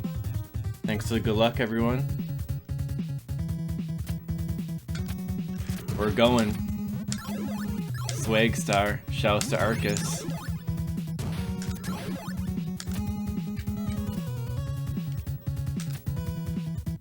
Alright, so we're in 2-2 here. Don't want to jinx it, but as long as I stay on a decent pace here, I'll be avoiding some trolls. Oh my god.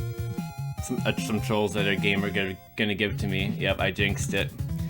Okay, so what happened right there is something I was actually wanting to avoid.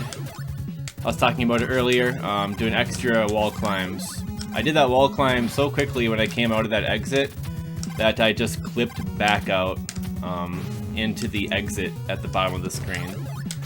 So that sent me back. Not a big deal. Spin to win still. But yeah. That's what happens. I got a little carried away with commentary. You do gotta stay pretty focused for this run. I kind of went into some muscle memory on those wall climbs. Because to do the wall climbs quickly, you really do have to do them almost preemptively if you want to save time with them in a PB run.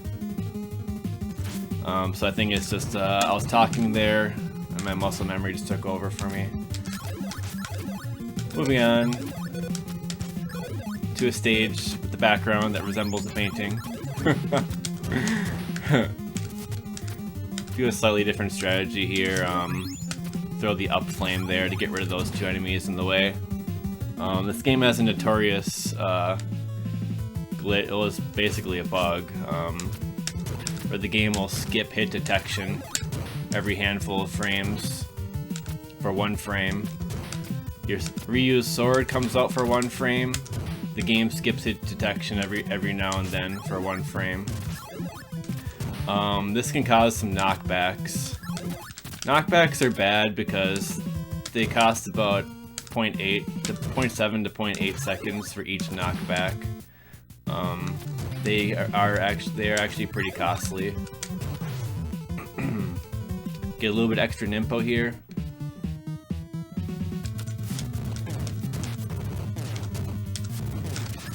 That's what we call the standard quick kill there. There's a faster kill version of that, and there's an even faster version, which I haven't even learned yet. Only saves an extra 0.3 or something like that.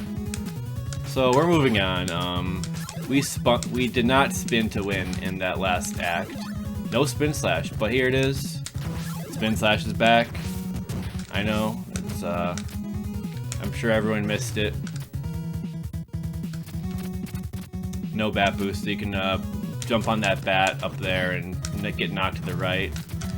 Pretty tough boost, honestly.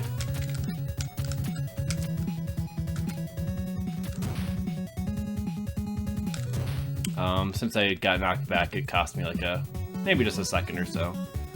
You know, I'm still making a pretty decent pace here.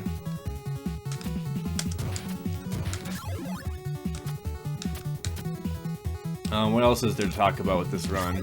The run pretty much, like, it speaks for itself. It has the Ninja Gaiden games have a really great pace to them that I think is satisfying to play and to watch, I think. Alright, I'm getting lit up right now. Alright, so there's a backup spin slash right there, just in case we grab a different weapon, and hopefully I didn't take too much damage there. That was kind of a lot. Got beat up there pretty good. Should be okay though. Spin to win.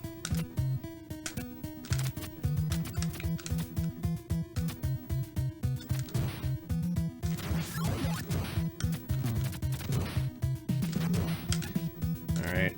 Oh yeah, there's what we call sword cancels in the game. So if you don't want to spin slash in the air by pressing the action button, you can do a sword cancel, which is down and attack. Instead of because you activate the spin slash just by hitting attack in the air. If you do it down and attack, you don't do a spin slash. It's also a sword cancel, which is also used for slashing in the air multiple times. And that's going to come into play on the last boss. Mostly. Last bosses. The last boss. 2 last bosses, yeah. Okay, I did this wrong, so just gonna hop up there.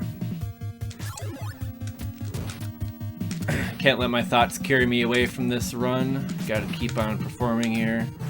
Alright, we're going up. And up again. And down. Grab that. Good hoo-ah. The memes are flowing. Alright, I just had to glance over at the chat for just a moment to see that chaos unfold. Okay, so I want to have a pretty healthy amount of Nimpo. I do have a good amount of Nimpo here, plenty for the spin slash here. Do some moves through here. Still spinning to win.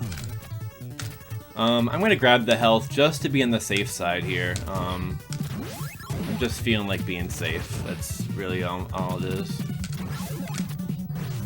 And we're not getting a forward bird boost. Caused me to get a little bit of extra damage, not only from the bird, but which does 3 points of damage. All the bird enemies that kind of swoop in, like the birds do, they all do 3 points of damage, the most damage you can take from something in the game. Time to fill up our lemon water jug with the SP boost. Oh, it's no good. Let's try that again. Oh no. Alright, I get one more try. We're doing it again. Man, I had to get clever with that water jug comment. That was the end of that. It's okay, we got the backup. It was still cool. It was still cool. Okay, so all we need is the 5 Nimpo here. And we can just spin to win on the boss again. You gotta get that boost though, it just goes right over the ladder. Okay, we're going into Act 6, the last act here.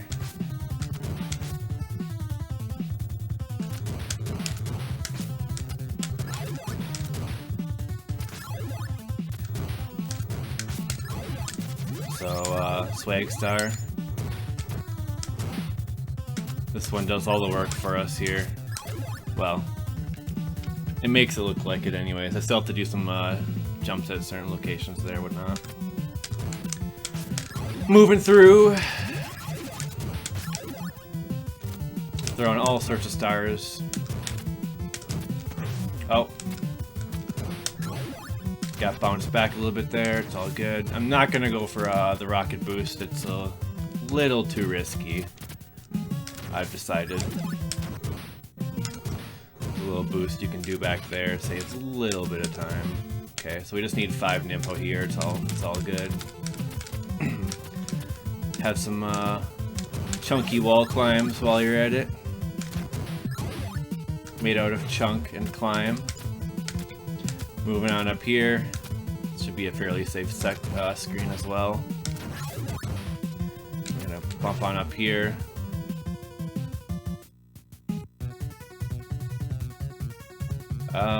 Frames are hitting the floor. Uh-oh. Well, the run must go on. Oop. Yeah, that was a little goofy there.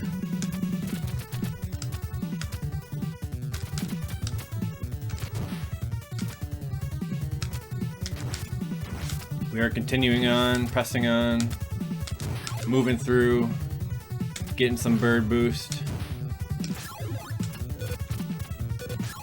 doing some little climbs here and there, getting loaded up on some spin slash. Still gonna use it. Yet. Grab the time stop. Coming up here, Nimpo here. We're gonna go under and over. Alright, so after this point, you can use a spin slash on this boss, but the game takes the weapon away from you if you advance from this fight on. Okay, jack you.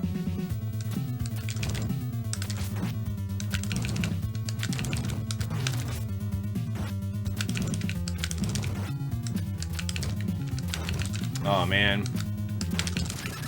So that was I was aiming for a 3-rounder, it was a 4-rounder, and each round is how many times he sweeps twice across the full screen. But still got him. It's all good. If I could find my mashing, that'd be nice. Okay, these shrimp are they're questionable shrimp right now. And that's gonna do it. Time will be when hit 0 on the timer right now.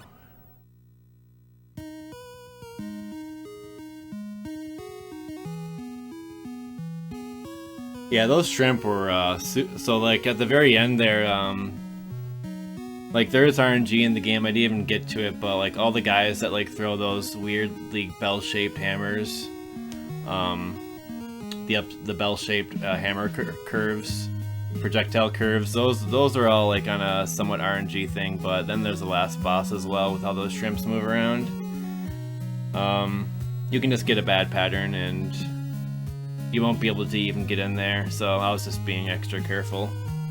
Wasn't gonna chop that tail off, but anyway, Ninja Gaiden, hopefully my commentary was okay for how fast-paced this run is. Touched on a couple key points. Thanks for the GGs everyone, and I think I'm gonna get ready for a gimmick, so I think they're gonna segue that, probably.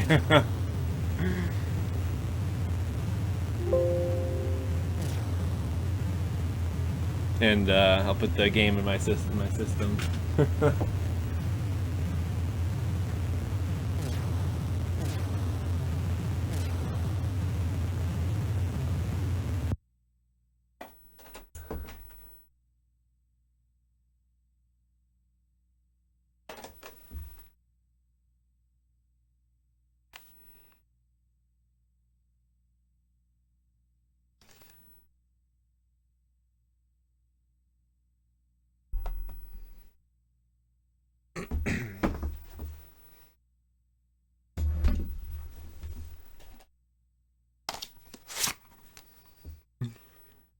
Oh god.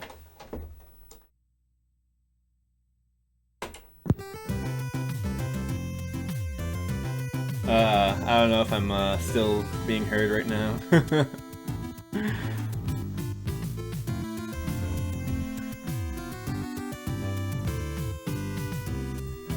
If so, you know, hope everyone's enjoying the marathon.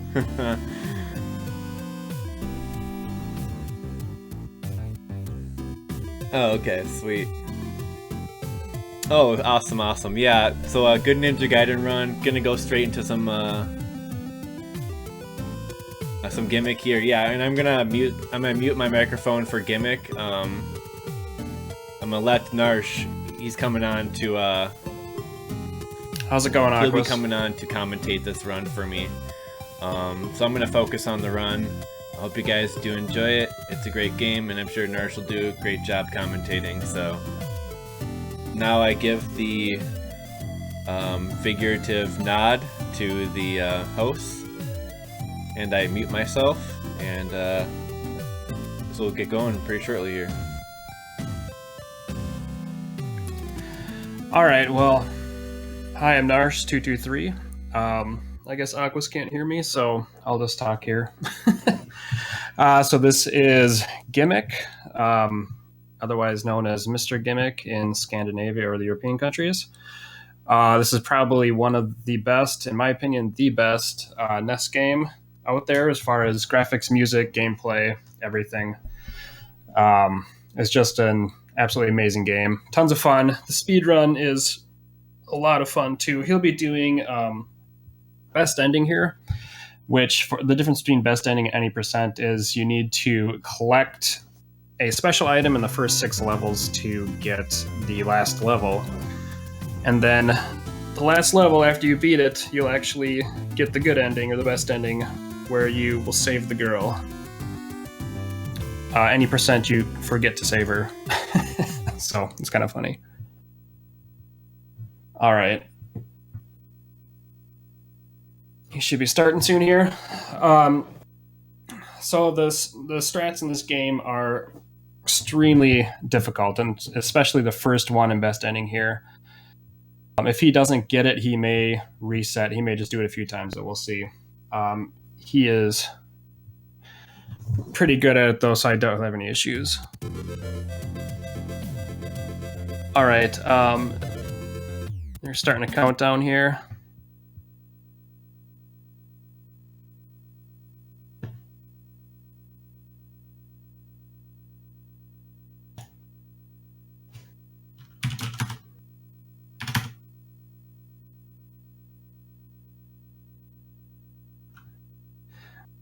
All right. 5, 4, 3, 2, 1, go.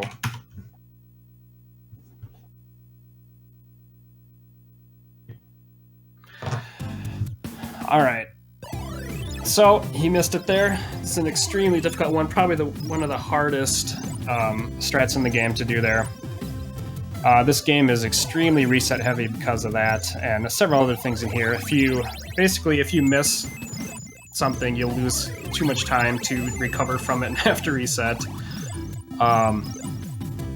So this game is very physics-based. If you noticed, you hit a hill and you start sliding down it faster. And depending on your momentum and the angle you're going at, you'll need to adjust how you're playing the game. So it's like not every trick that you do in the game, it's not the same every time. You have to adjust based on, you know, your momentum and the angle you're at, which makes it very difficult. And so he needs to get a few bombs coming up here. The route in this game is based on your items, so you need to get certain items like bombs to kill bosses, or bombs are also used to skip certain areas in the game too. So he's got 2 here. He's going to get another one coming up here. And so the drops in this game are based on your score. When the 10s and the 100s numbers, places of your score match, you'll get a drop. So if you saw he just got 440, he got a drop there of a bomb.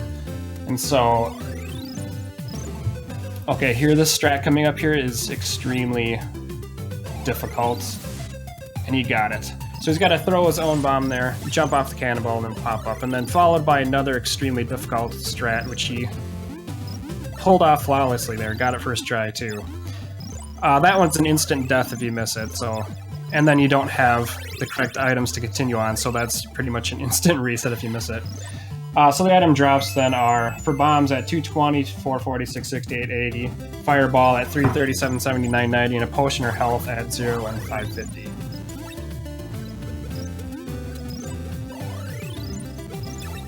Alright, so this boss, if you get here quick enough, he's sleeping. And you're able to just push him to the edge and push him off. There's a tricky little thing is he needs to wake up and you need to hit him, though, before he falls off. Otherwise, you'll sit there and wait for your score to be adding up.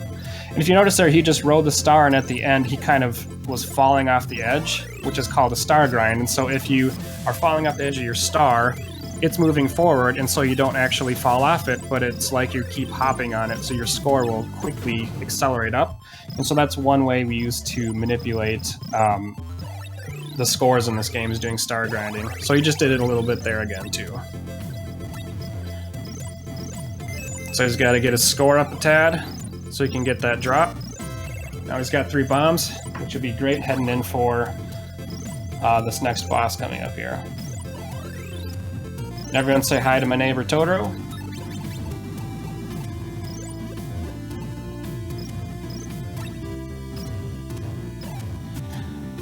There, you gotta be careful, because if you throw a star and it doesn't do what you want, you'll kill a boss, or sorry, not a boss, but you'll kill one of those guys there, and it'll completely throw your route off. And so the score right here is set up for the next level and the following levels after that. So if you get off, it's really difficult to continue your runs without manipulating its score back. And so this boss, you can hit him with bombs when he's in the water, but if you don't have bombs and you need to hit him with your star, you have to wait until he crawls all the way up and then starts throwing his weapon at you. And so now his score is set up here so that he's going to get a drop right after he lands on this guy. Now at the end of this level, he's going to need a bomb for the boss, so at some point he'll be getting a bomb coming up here, and he's got his point route set up to get that bomb perfectly.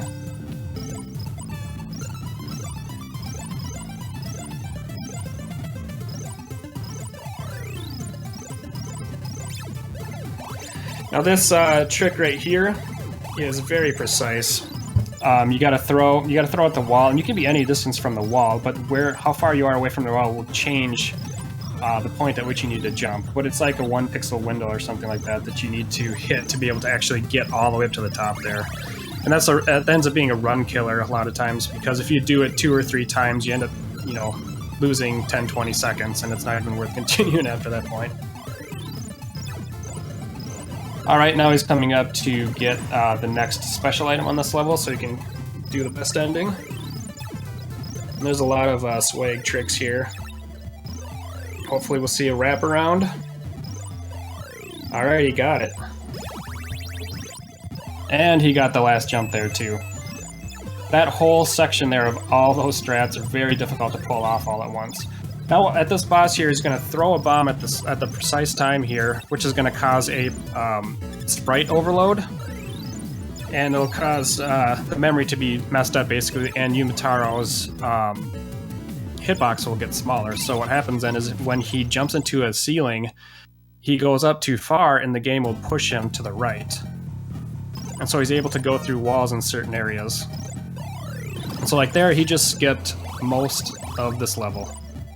But he had to jump up there to reset the room so that he's able to go get the special item at the end here. If he was doing any percent, he could have just gone up there and completely skipped this area, but he's got to get this item now.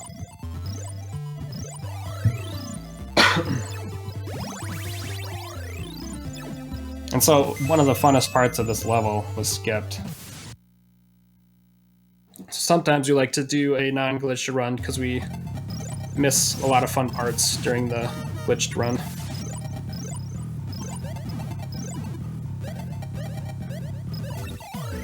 Alright, now this boss, he can be some trouble if you don't kill him there before he gets to you. Now the second part here, you're able to hit this guy off screen a couple times if you do it very precisely there. And honestly, I don't know how he didn't get hit there. That was really great.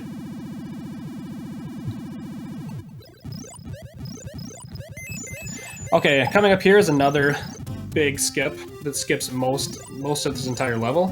What he's going to do here is get on the slope and hit this guy right on the slope there, and it'll push him down below the slope, and so he drops into another screen.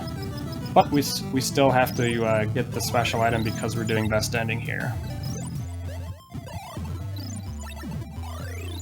And so that trick there is extremely difficult. You gotta throw your star down that hole there, land on it, and then jump off of it back across. So this room's pretty difficult. There's a few ways you can get across it. And if you don't make it, you have to go back and reset it. Alright, coming to this room, if you noticed, he threw a star coming in here, which will allow you to manipulate the very first pattern that wizard does. Wow, he's getting really good patterns here, too. So these guys are pretty RNG heavy, and you can do a couple things to manipulate them, but if you screw it up, you kind of just have to wait around then, because it's a lot of RNG. And this guy will just float around at the top sometimes and not come down. So that's always fun.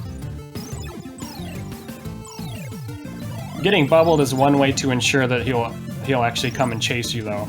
But you can't shoot your star when you're bubbled, though. So now we're on to the extra level because he got all the special items.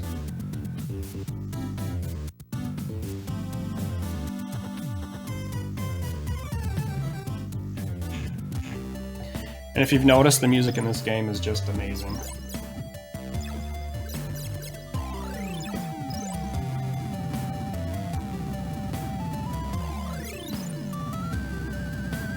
Oh, he went for the swag trick and got it.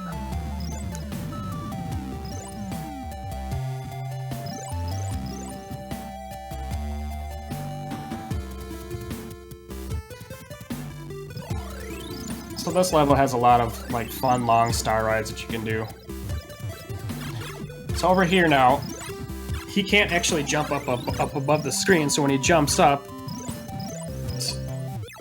basically hits a checkpoint there, and so he falls down and has to die, and so then he's able to restart at that checkpoint above. If that wasn't possible, this category wouldn't even exist, so it worked out pretty nicely. Alright, this last boss here is very difficult. You basically have to get him into a very specific pattern to stun lock him, and if you don't, he's nearly impossible to kill without having any items or extra health that you normally would. And you got him in there just fine. Great run.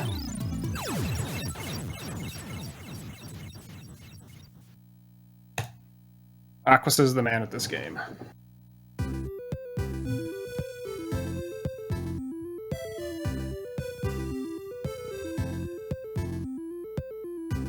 So now we actually save the girl.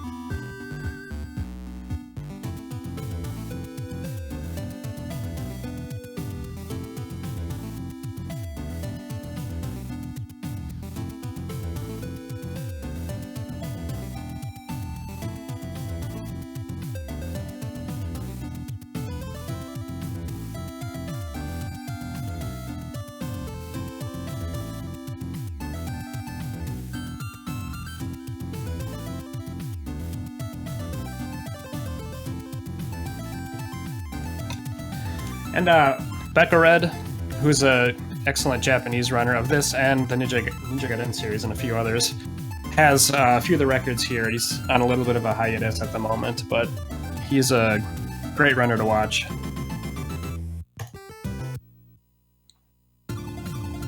All right. Well, thanks so much. Hopefully, hopefully the stream can hear me. I'm pretty sure you can, Narsh, but hopefully the stream can hear me. Yeah. All right. Thank goodness. Discord, am I right? That was an incredible run of Gimmick. That game is super punishing. Those star rides, making them look so much easier than they are.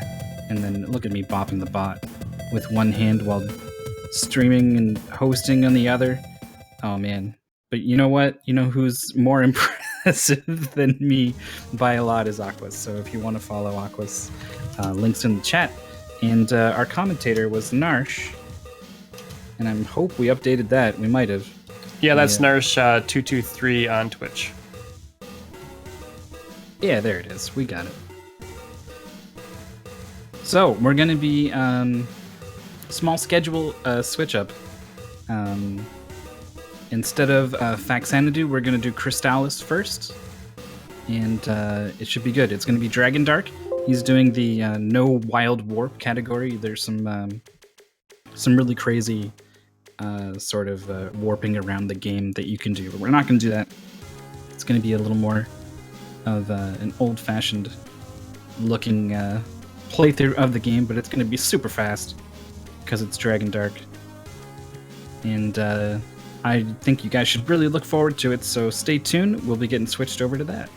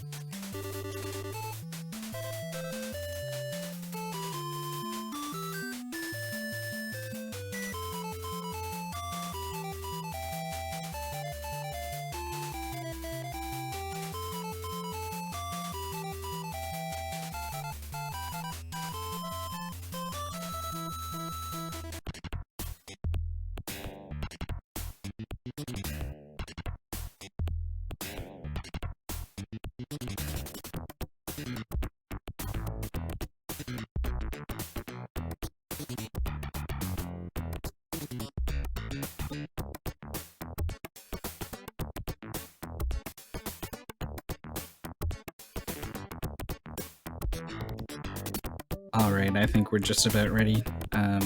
Hats off to Dragon Dark for stepping in. Last minute, jumping ahead on the schedule. Yeah, coming up right next is Crystallis. Here we go.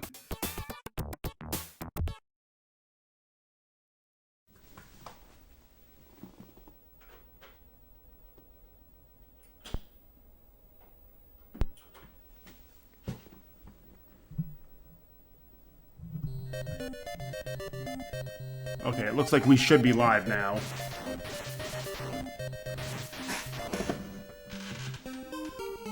At least they're telling me I'm live.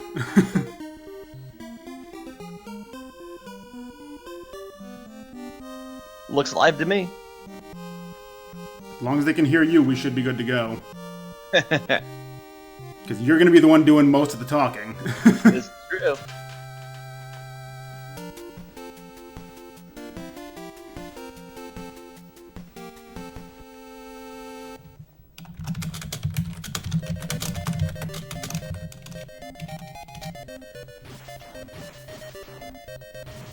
Okay, looks like they're good to go on their end. Alright, so I'm going to power cycle one more time.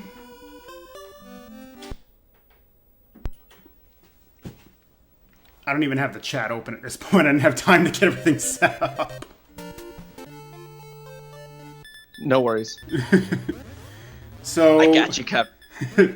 So welcome to Crystalis. This is my last run for Best of NES. It's the only game I'm running tonight, which is unusual compared to the other days. With me on the call, I got Matrick, who's helped me a lot with doing a lot of rerouting for this game, and he's going to be doing most of the talking because this game actually requires a lot of focus. So I'm going to let him. He's going to be doing like 95% of it. Yeah, there's a lot of focus required for this game. This is an action RPG if you've never seen it before. It's one that is going to go basically from start to finish with about 5 seconds of actual downtime during one little tiny cutscene.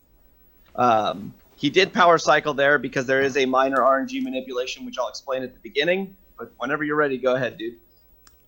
All right, timing actually starts on character movement, so I'll let you know in just a moment here.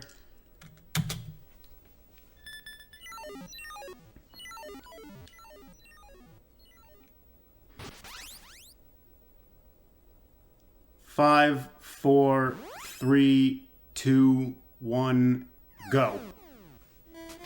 All right, welcome to Crystalis. So we're a scientist that was put into cryostasis, and we just wake up, blow our way out of a cave like the Kool-Aid Man, and immediately scare a guy off into town.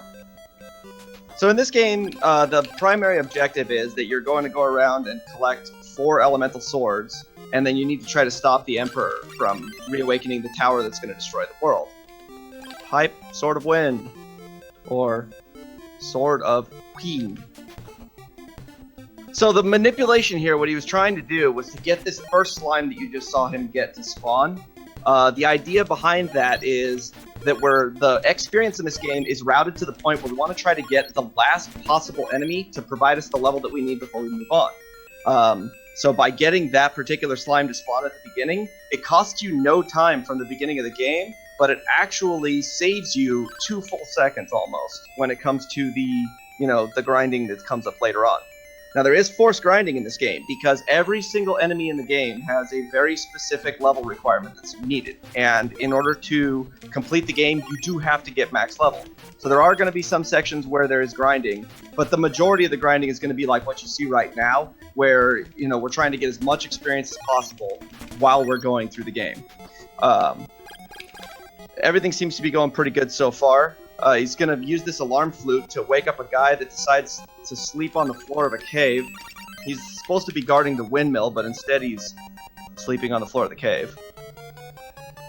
This windmill is different. This windmill doesn't provide power. This windmill blows up caves when you turn it on. Again, we don't really know, but that's what it does. So the whole purpose of blowing up the cave is because the prophet Zebu, the wise man that he talked to, told him that he needs to, get through the cave in order to, he'll give him some magic. And so by opening up the cave there, that lets him get his first spell when he gets over there. Oh, nice movement there.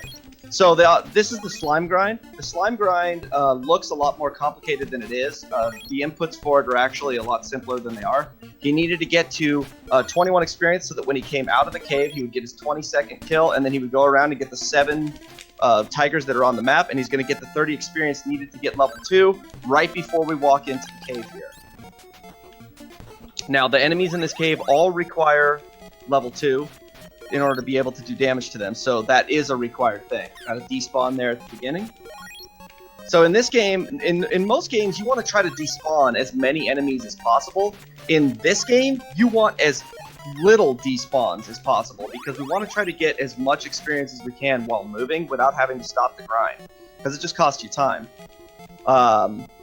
These red slimes that are in here, which completely despawned all the way across the hall except for the very last one, they poison on contact, and they're huge jerks. Their movement is completely random, and they happen to be just fast enough that they can, when you're trying to push them along, they can get in between your sword swings and bash you. And poison in this game is death. If you do not have an antidote, poison will tick until you die. It doesn't matter. So now he needs to get himself to 37 experience by doing a little tiny couple loop grind here. When he gets to 37, he can proceed all the way through to the boss, and that'll get him the exact amount of experience that he needs in order to kill the boss, because the boss requires him to be level 3. So no despawns so far. That section of the cave was really good. The slimes cooperated for him. He got no despawns. That dragon's being the jerk though. And here we go. Final kill, level 3, and it's time to go fight the vampire. The vampire here is just pure RNG. He teleports around. Where he spawns is random, where he goes is random, and he can teleport inside of you if he wants to, and he can just go back and forth across the screen and be a huge jerk. So it wasn't a terrible pattern. It wasn't good. Bottom line is that each time you hit him, he gets a little bit faster and faster and faster and faster. So you saw him, I didn't explain it, but he picked up an item called the Ball of Wind. The Ball of Wind, there's one for each one of the elements, and they allow you to charge your sword differently. So if you just have the sword by itself, you can charge it to level 1. At level 2, you get a stronger charge, and it also does something special. Some of them break walls. The water one in particular is going to allow you to get to cross rivers. It makes ice bridges. So the axe throwers here were actually pretty good. Normally, the axe throwers there can be just awful. It's RNG when they want to throw their axes, and the axes really hurt. You're going to notice he's not going to get any armor all the way up until he gets to Shiren, which is like 2/3 of the way through the game. So he's going to be going armorless, so enemies are going to hurt. So he's doing what's called the shop glitch here, where he's going to be stealing a whole bunch of pairs of warp boots, and the warp boots are going to be used to get around the game quickly and really cut down on the amount of time, because there's a fair number of places where you do need to backtrack, and so having to walk through them would cost minutes. So those 3 axe throwers that are there, their official name is the 3 Idiots, and the 3 Idiots only hit him once, so that's actually not too bad. Nice dodge on that axe. Okay, so here in the Poison Swamp, he needs to wear a gas mask at all times. Otherwise, the Poison Swamp actually does damage every frame. Or every couple frames, I think it is. It ticks. Just dot, dot, dot, dot, dot, dot, all the way down. And it'll kill you pretty quick. It's about 4 damage, I think, every time that it does damage to you. So most towns, when you go inside of them, as soon as you walk into the town is the checkpoint that you need in order to be able to teleport back to it. However, that town he just warped away from, in particular, is special. You actually have to walk up past where the bottom of the fence is. And it's the only one in the game that's like that. No idea why, but it is. So now he's going to go, by walking into that town, it actually set the flag that's required in order for him to do this training session here. So we're supposed to beat this guy Stom up and push him back against the wall. But we're just going to teleport away, go right back to Leaf, and for whatever reason, the game triggers that as a win. So off we go. Now we have the telepathy spell, which allows us to talk to these dwarves here. And the first thing you need to do is there's a woman that says her kid's lost. He apparently walked right into the forest here all by himself. Poisonous forest full of terrible bugs. And we're going to go and stick a pair of warp boots on top of his head and teleport him back to town. By doing so, the mother is going to reward us by giving us a flute that is going to summon a giant insect that wants to eat our face.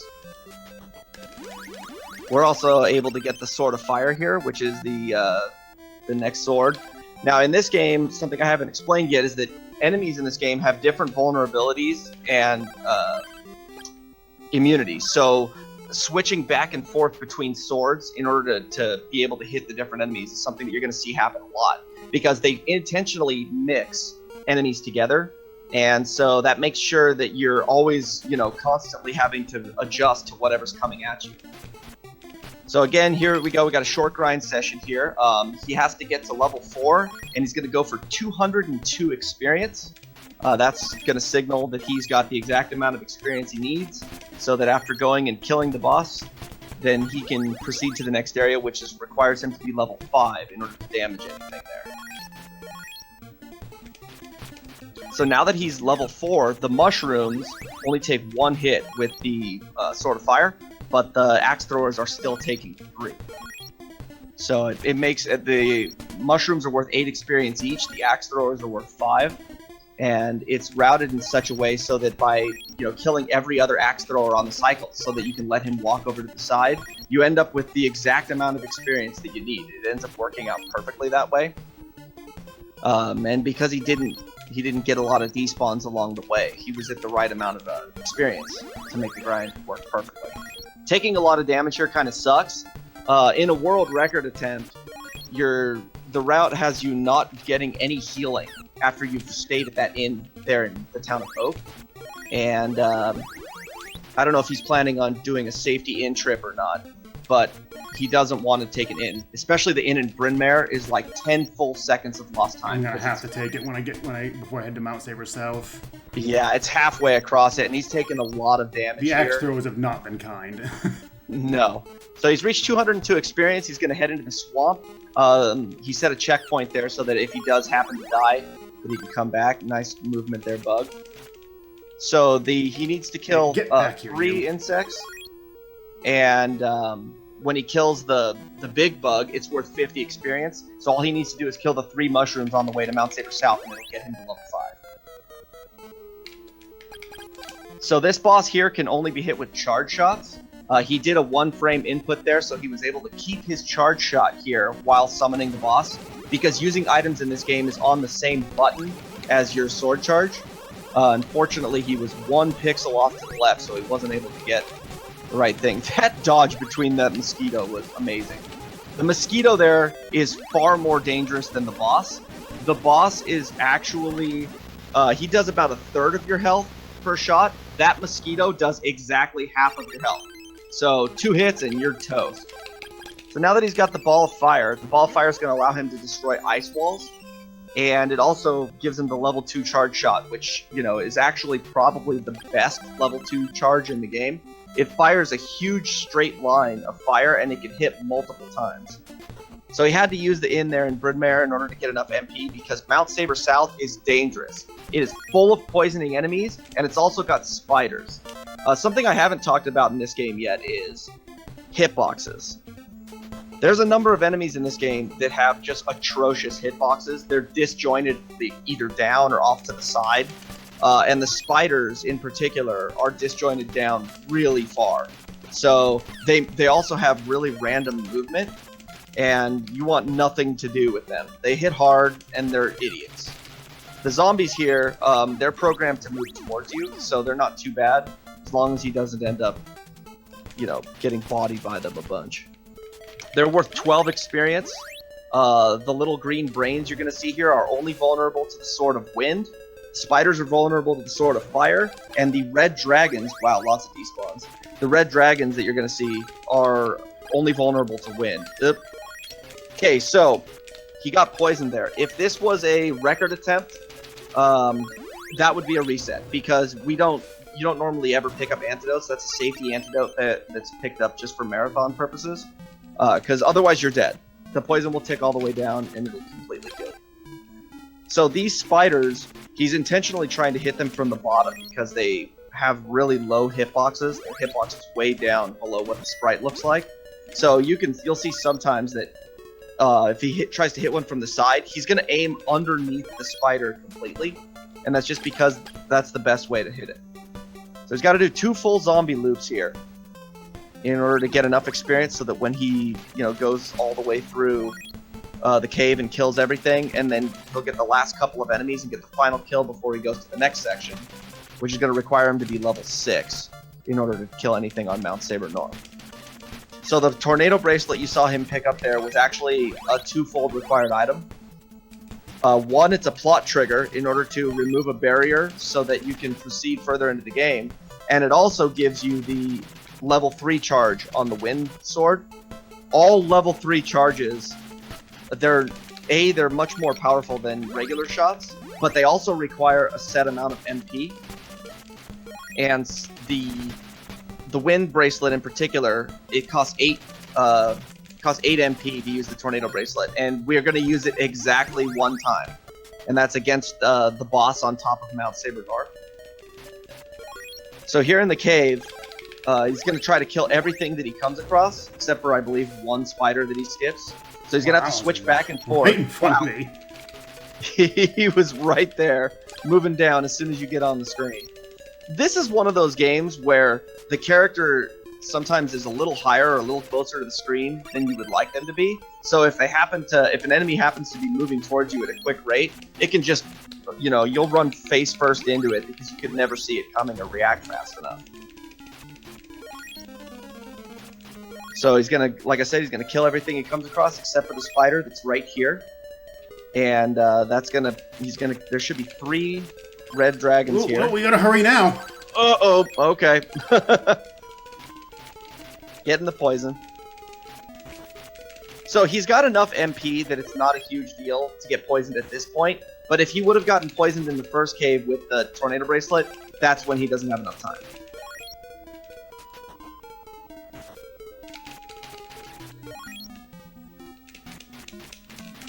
Okay, so this final cave here, this is the last stretch. When he comes out of here, I believe he's going to be 24 experience, I think it is,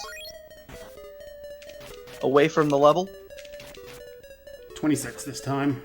26. But we'll live. Yeah. So he's going to have to kill both of the mushrooms and 2 of the slimes in order to get the right experience. So teleporting to Oak here. If I get lucky with the tomatoes, I might not have to. Depends on if the tomato wants to cooperate or if he's going to play I'm out of here and just run off. That one didn't want to be in the way. I'll get that one. Okay, 18. I can do 3 slimes instead of the mushrooms. I'll do the mushrooms. Yeah, or one of the slime... mushrooms can despawn. That works too. Okay. Still doing 2 slimes. So slimes are worth 6 experience each. The mushrooms were worth 8, and the bugs were worth 8 too. Okay, so right here where he just walked inside, he's actually doing a 1 pixel wide section between the barriers there that's not properly programmed.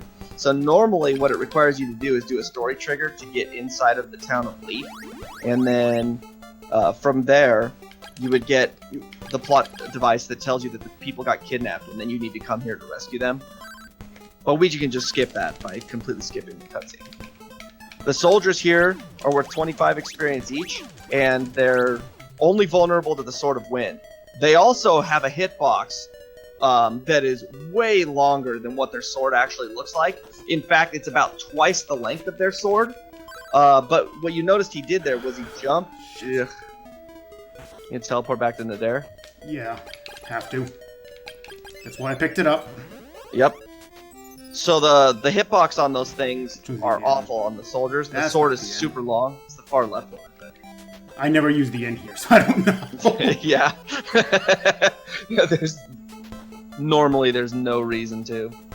So he has the rabbit boots on, which you see him jumping. Now what happens in this game is like a pseudo 3D thing.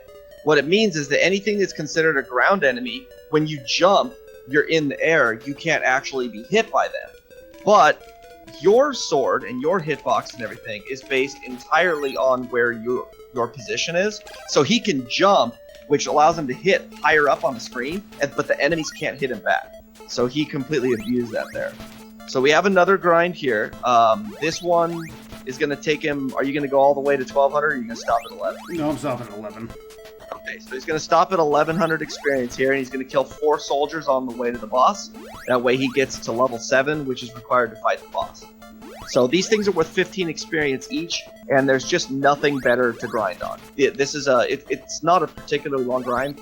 I think it's like a minute and a half or something. Something like that. And we have the experience in this game just hyper optimized. So we haven't found anything better anywhere other than what's already being done. There's one potential spot at the top of the mountain that the task does, but we haven't been able to figure out how to do that in real time. No, because the task is able to manipulate the movement of the enemies to get them to cooperate so they can stack them up every time and be able to just jump and kill them. Not just that, they can move. The soldiers' hitboxes, or the hitboxes on their swords, is 2 pixels smaller than mine. So it's possible to line yourself up where you can stab them, but they can't stab you. But good luck doing that in real time. Right, especially when you can't see the hitbox.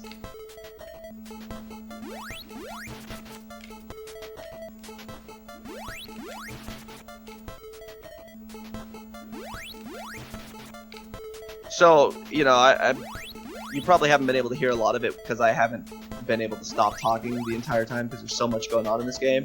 But this game has fantastic music all the way across it. This is made by the same company that made that gem Athena that Dragon Dark played earlier in the marathon. And it's amazing to think that they went from that to this. Because this is one of the best games on the NES, and that's one of the worst, so they've got a quite a wide variety. The golems that you see here, they at level 6 cannot actually be hurt except with charge shots, and they're worth 35 experience, but it takes so many of them to kill that it's just not worth it. They're also jerks and like to throw their heads at you like a football.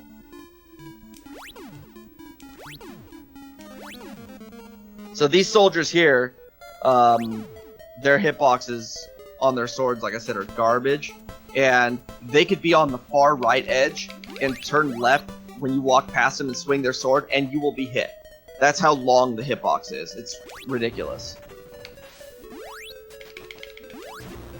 So he's going to pick up a key here.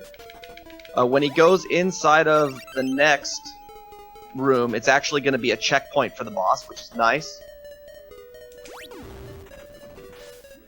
You'll also notice that the screen locks its position whenever walls are being destroyed. It does the same thing whenever you're creating, what are they called? Rivers and anything that requires what's changing the map. It actually does it. Ow. Get over here, you. Uh-oh. So yeah, you can see how much damage these soldiers do. Trying to get them to stack a little bit here. There we go. Way to be cooperative, soldiers. So just that little part there should give you an idea of just how dangerous these things are and why we don't grind on them. Because you can't manipulate what their movements are like. You can't control anything. So when he gets to the top of the hill here, the boss is going to spawn. He's going to immediately fire this first shot off. It does, I believe it's 8 damage. It saves him 2 sword swings, I think it is. So Kelbesk here, he's like a linebacker. He just runs around and he likes to tackle you. He'll stop and stomp now and then. We want him to stomp so that we can just blast him. But he actually only did a little bodying there and he stomped the rest of the time, so it wasn't a terrible pattern. He got through it, you know, without too much trouble. And he's gonna move on here. Normally, right behind where Kelbesk is would be the village elder from Leaf, but instead he's not there because we didn't care about the story. So when you get to the end of the hall, you're given the paralysis spell. Paralysis is as the most broken spell in the game. It's amazing. What it does is anything that you shoot in the game, you're just gonna freeze it in place, and it allows you to can just keep shooting stuff and paralyze it forever, and everything's a free kill at that point. It only costs 4 MP on top of it, so it's super cheap. It's also used for story elements within the game. There's NPCs that you have to freeze in order to get past them. There's other things like that. So it is used. This is a glitch right here.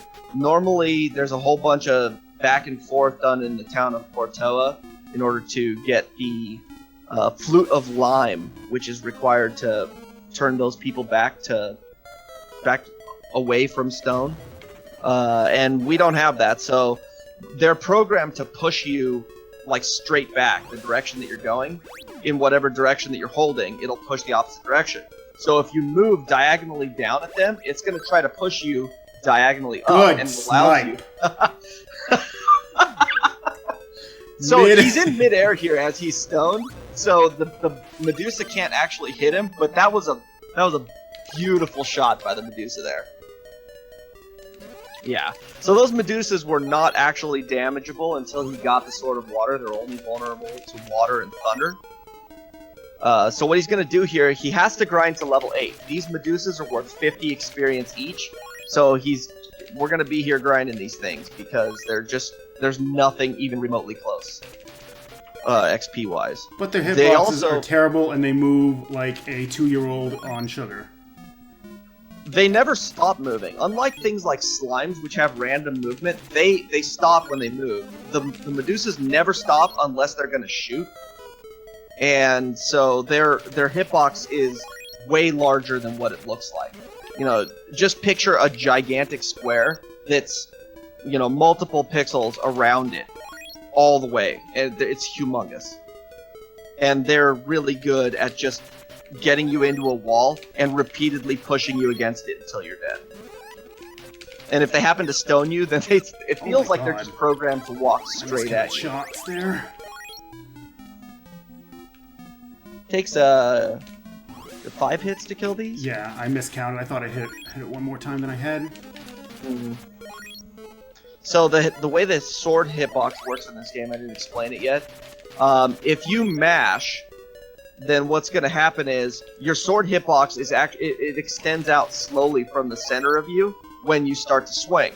Every time that you push the button, it actually resets the hitbox completely. By doing this, it means that when you're mashing the sword, the hitbox is actually really short because it's never getting the full extension.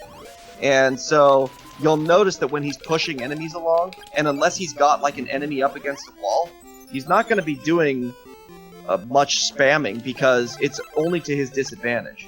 So he's got himself to 150 experience away from the next level.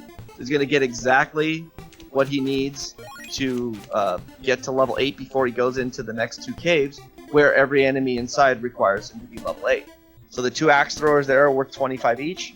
There's going to be a plant that's going to be flying around here, and another axe thrower. It's going to kill both of those. And I don't know how that plant tackled you there. I'm not going to question. I'm not questioning that. So he's going to walk inside here. A guy's going to see that he's got the Sword of Thunder, and he's going to go, hey, take this ball of water and go in the tree and talk to Mezia. And we're going to go, thanks for the ball of water. We're out, pal. And we're going to walk on off. So now that we have the ball of water, he's able to cross the rivers here. And that gives him the ability to freeze water in places where there are shallows. You can tell that they've got that little those lines in it that basically denote that that's what it is. So he got his level on the last enemy, walks right inside the cave here. Everything in this cave, with the exception of the red dragons, is going to be vulnerable, or I think they're purple dragons, but everything will be vulnerable to Sword of Fire. And there are wind walls that are in here. So he's going to be switching back and forth between wind and fire. He's going to want to paralyze the spiders, because the spiders not only have crap hitboxes, but they also shoot paralyzing rays. And when you get paralyzed in this game, it doesn't paralyze you like it does the enemies. It just prevents you from charging your sword. What sucks about that is there's a lot of walls he needs to break. If he can't break the walls, then he can't proceed on. But this game has a nice little feature to it. It's kind of a programming oversight in that you can never have more than one status ailment on you at a given time. So, because of that, if he happened to get paralyzed, he could just intentionally run his face into a mushroom or a plant until it poisoned him, and then he'd be poisoned, but the paralyzed would be gone. And at this point in the game, he's got enough mana and health that poison is hardly worth. It's not very dangerous anymore. If you were to leave it, if you get it right at like the beginning of a dungeon, then yeah, it's going to be irritating, but it's not going to kill you like it used to. It's only really that dangerous at the beginning. So normally this end trip would be skipped. Or is this? Yeah, this is the one that you skip. I try to skip it. Sometimes I can't. Like if I'm poisoned, I always take it. Which is most of the time. Let's be fair. Most of the time I'm going to be poisoned coming out of there. This is true. So here in this cave, there are 2 things. He picked up a medical herb while he was in Mount Saber North and didn't use it. Normally you would think, what's the point of having a medical herb? Never use it.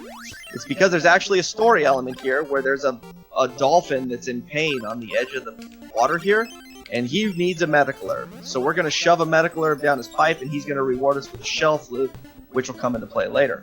The wise man Azina, she's also, or Asina, is also, There's a mistranslation of Athena. Keep that in mind. right, and she gave us the recover spell. She was also, you know, masquerading as the Queen of Portoa as well as the fortune teller in town. But she's actually one of the wise men. The 4 wise men. So this is the Fog Lamp Cave. The Fog Lamp Cave is chock full of experience. By killing everything in this place, there's just so much experience to be had. The spiders are worth 120. I think it's 120 each.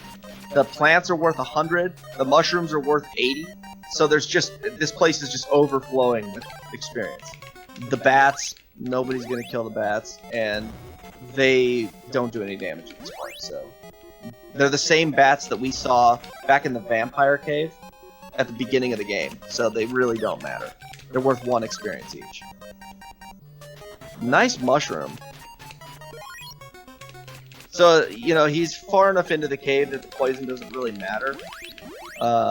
He can cure it if he wants. The recover spell doesn't recover HP. It actually just cures status ailments.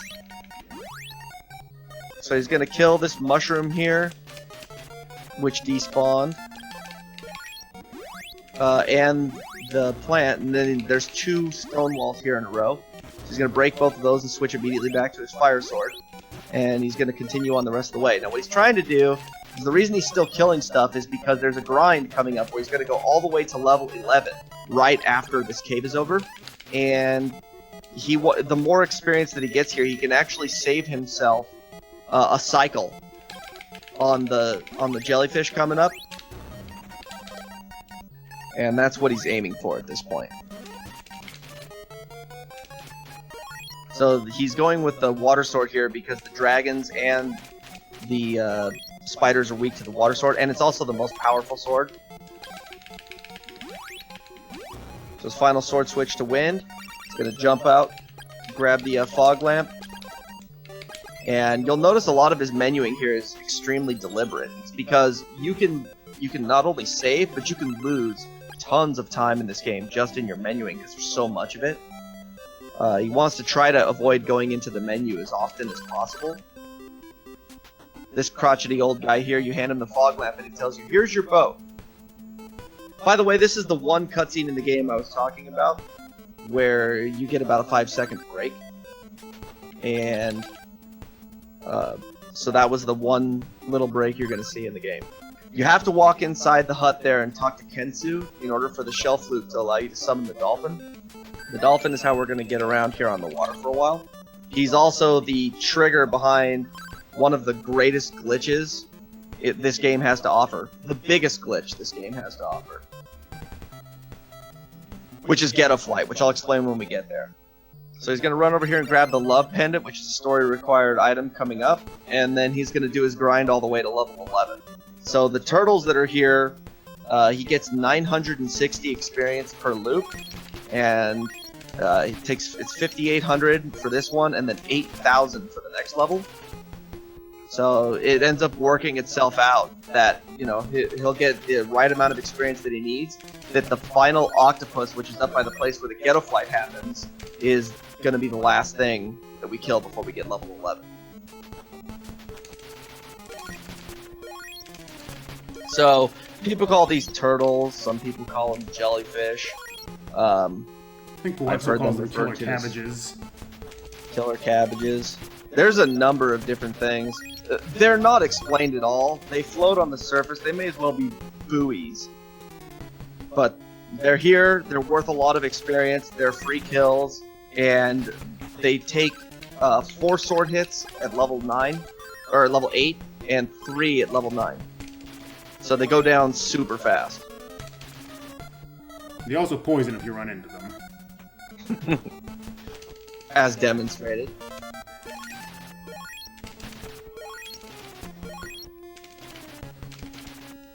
They also have crappy hitboxes as well. They're disjointed down, the same as spiders. So they're not only small, but it's disjointed down. So he's always aiming for the bottom. If you noticed on that last one, his sword didn't even actually touch it. He was just swinging at the water under it and killed it. And that's because the hitbox is a full tile down, or half a tile down from where it actually should be.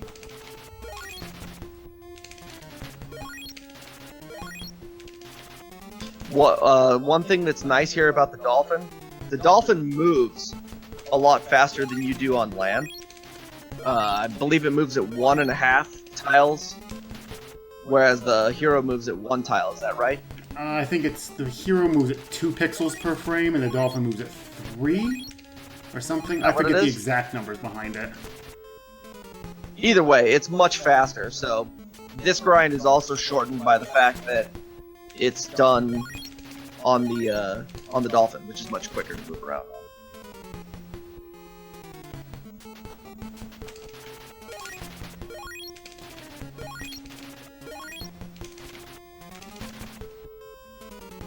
Okay, so this one's gonna be his final loop.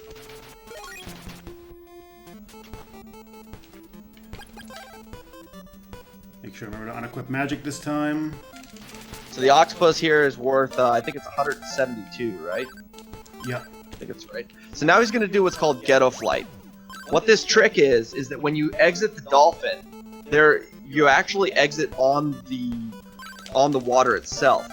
And this game has a really robust engine in place that keeps you from being able to just jump out over the water to fly like this. But if you're already on the water for the couple of frames that you're on the water and you execute a jump at that point, you'll jump out onto the water and the game goes, oh, well, we're already on the water, so we should allow you to fly. And that's not supposed to happen. Now what it does is it allows us to skip an entire dungeon and a boss. And so it saves a big amount of time. So we got the change spell there. The change spell allows you to change into 4 different forms. One of them is the character Akahana, another one of them is Stom, another one of them is a Dragonian soldier, and the final one you're about to see, which is a woman. The town that he's about to go into right now is a town called Amazonas, and it's a town of only women. They think men are pigs. So by turning into a woman right in front of them, they don't notice that that's what it is. You actually have to have the spell change on in order to give the Carissa plant to Arissa there. And then she gives you the Bow of Moon, which is required in the final dungeon. And then she also was keeping a blizzard bracelet down in her basement. So we want to make sure that we pick that up, because that's required for a boss later on. We're also going to transform into a Dragonian soldier right in front of these 2 guys. And they apparently are blind and don't notice it, and they let us go through. They're good guards. So he's activating the town warp for the city of Goa there. Goa is a major place towards the end of the game. We'll be back there multiple times. And this is Mount Shiren. Mount Shiren here is home to 2 different dungeons, as well as the Wise Men's Resistance town, which is Shiren. The reason that we don't buy armor in this game until you get all the way up to Shiren is for 2 reasons. One, also good guards? Because good guards as well, yes. 1, because it's free, and 2, because this is basically the strongest armor that you're going to get until you get the final armor in the game. So he's going to buy a number of magic rings right here. This is a route change that just happened not too long ago. Magic rings used to be picked up at specific places in the game at a time loss as compared to buying them, since we don't need money for anything. And off it goes. So by going into the place here, he talks to Zebu, he gives him the key to the Cave of Styx, which is where the Sword of Thunder is kept. And he just opts to teleport out. You actually can't teleport within the city of Shiren back to Shiren, but if you're in the house there, the game goes, oh yeah, you know what, you're not actually in the town of Shiren, so we'll let you teleport there. And it saves, a few seconds of walking. Oh, that puddle, what a jerk. Reformed right as you get past it. So if these puddles form, he's going to kill them if he can, because they're worth it. I only need 1. Any more? You either get 1 or 4. That's the only way you can reduce the number of bursts. Burt. just about to get talking about Bert. So now that we're here in the Cave of Sticks, we're going to be grinding on our buddy here, Bert, for a while. And he's going to use the barrier spell that he got in one Ghetto Flying on the ocean, and that blocks all the shots that are coming in. And then our buddy Bert here is this little mage guy. So Bert is worth a ton of experience. I think it's 670? 672. 672. And there's a strat that was discovered where if you jump right as you're exiting the screen, you can jump over the top of Bert here, then just run around the side and stab him, and you can grind just copious amounts of experience on him, because there's nothing else in this part of the game that gives even remotely close to the amount of experience that he does. So by doing this grind right here, it looks like it's fairly simple, but let me tell you from experience, this is not the easiest jump to make. It's really easy to screw this up. And normally what happens if you do screw it up is that you're either going to get hit once right away, or Bert's going to catch you with 2 to 3 of them at times if you're really unlucky. The shots actually don't do that much. It's touching him that's way worse. If you do screw up the jump and you actually just go down, just walk off the screen, you actually have a frame before Bert's like hitbox comes into contact with you, where you can actually just re-enter the screen, and it ends up, you know, he doesn't damage you at that point. So he's going to stop at around 15,000 experience here. 15, and then 4. 15.4. Made a small 15, route 000. change yesterday. It used to be 16.1, but I found a way to reduce the number I need by 1, and still have enough to get what I need.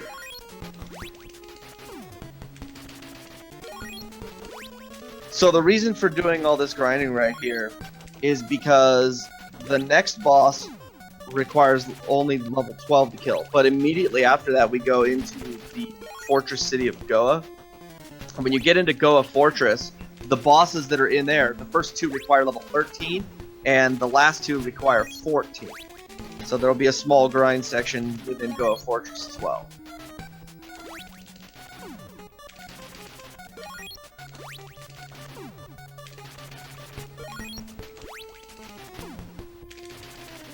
Ideally, I want to see 3 puddles form, but that's unlikely. But I have backups in case. Oh, hey, there's 1. 1's nice. 2. Okay. No 3, but 2 helps. I got backups in case they don't spawn. I kind of routed it on the fly yesterday. There's a couple enemies on the way to the Power Ring Cave that I can take out to substitute for puddles if they don't want to be cooperative. Rerouting it while casually getting the sub-metric. Yeah, that too. Ooh, we got 3. Hey! So this next room is really, really laggy. You would think just kill things to reduce the amount of lag, but you actually cause more lag by trying to attack them than you would to just deal with it. These butterflies that are here have like some of the highest contact damage in the game. You don't want to touch them. Those are huge jerks. So we got the Sorg of Chunker right there. Sorg of Chunker. For those of you that don't know, the jokes on the names with the different things is because the Crystallis GBC version decided it would be a good idea to add a voice synthesized pronunciation of the word, and some of them are really hot special. garbage. Hot garbage at best. Okay, so all the people that you see on the floor here are just taking a nap. As long as we don't talk to them, they don't die. Okay, so this is Mado. Mado is a ninja cannonball. Try to wrap your head around how awesome that is, and remember that you will never be as cool as a ninja cannonball. But he also can be a big jerk if he just doesn't want to go in the right pattern so that your shots will hit him a lot. So what's intended for you to do is to go through Goa right now at this point, since you got the Ball of Thunder, which breaks the iron walls that you saw right before you teleported back to Shiren. But that's actually not what's going to happen. There's a cave down here in the oasis, And the Oasis Cave has an item in it that is behind one of the iron walls. It's the power ring. And the power ring makes the next section of the game basically completely trivial, because you can wreck the bosses because you're cutting through their defense so much that their high defensive values that would normally make them challenging, they're not challenged at all. So you just basically stomp them, and they're done in just like seconds. They're on screen and then they're gone before you even realize what's happening. So normally in this cave, there are two really irritating bugs that fly around and harry you with a paralyzed dust all the time. And they didn't spawn, which is superb luck. That's all I'm going to say. Ultra rare. Superb luck. Yeah, that never happens. When you get that in a run, you're like, wow, that is awesome.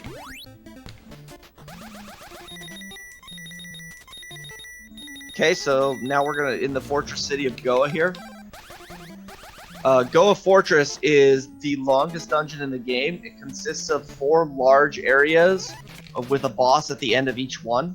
There are 3 refights with the Dragonian generals that you would normally have fought throughout the game. One of them we have no idea who it is because we never saw them. I still don't know who Sabera is. But we're going to reface off with Kelbesk, Sabera, Mado, and then we're going to meet Carmine for the first time at the end of the dungeon. And then when you get to the end of the dungeon, you get the Storm Bracelet and the Flight Spell, which once you have the Flight Spell, you're good. Alright, so Kelbesk here has gotten some new tricks. He gained a new sword, but he still can just decide he wants to be a linebacker. And what we want him to do is just to stop like he did right there and stick out his sword, so you can just run up and crush him. That didn't happen. He decided to run around like an idiot. What's nice about this dungeon is whenever you clear out one of these bosses, you really don't have to worry about healing or mana. And that's because every time you talk to one of the wise men when you rescue them, they completely heal your HP and mana. So basically you can just go balls out in this place and not have to worry about anything. As long as you're, get to the boss, you're gonna be completely healed. You don't have to leave and come back.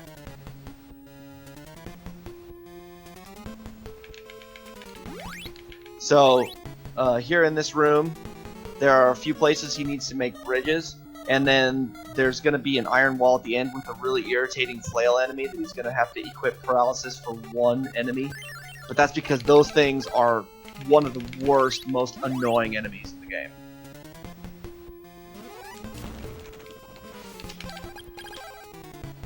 That flail guy.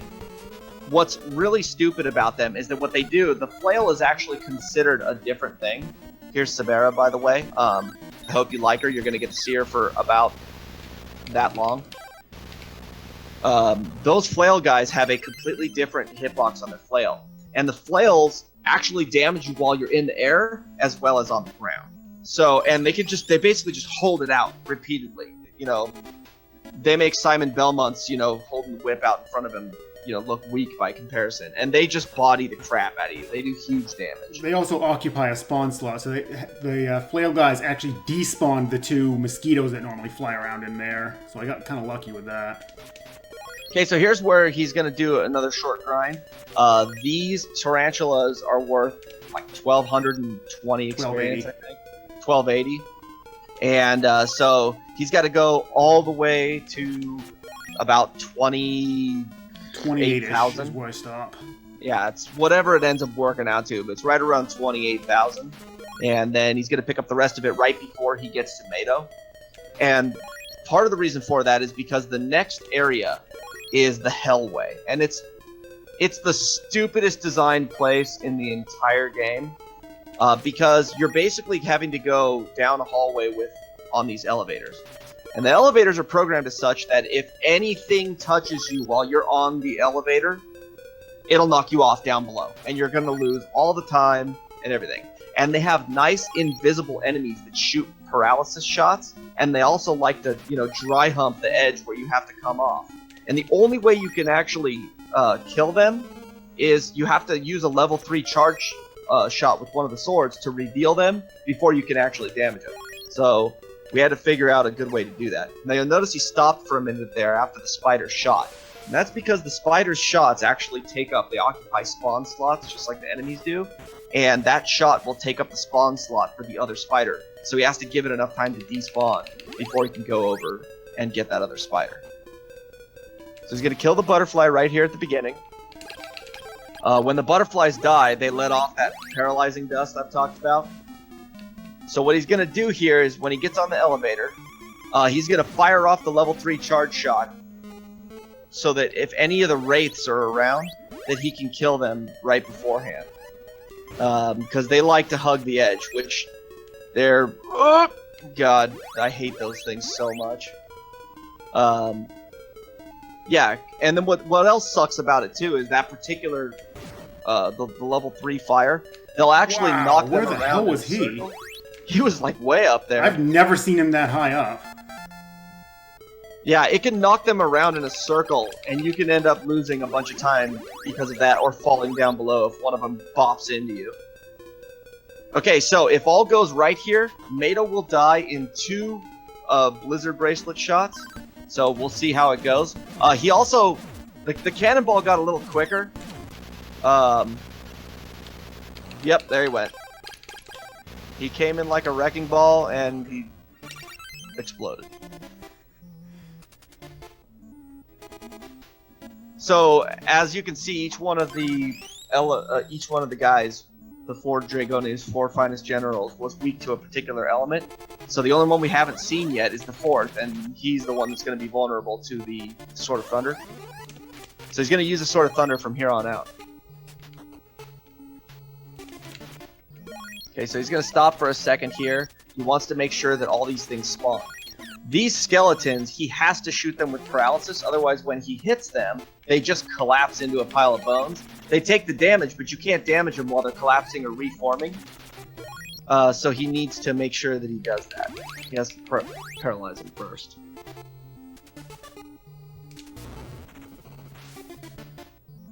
Let's see if we can get some puddle luck here. So the puddles are tied for the most amount of experience in the game. They're worth 1,920 per puddle. So if he's able to get one of them, he wants to kill it.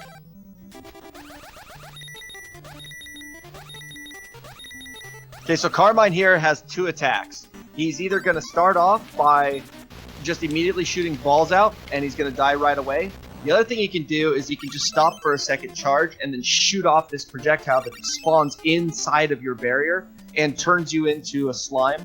And the only way to cure it is either to have a Fruit of Weapon or to die. That's it.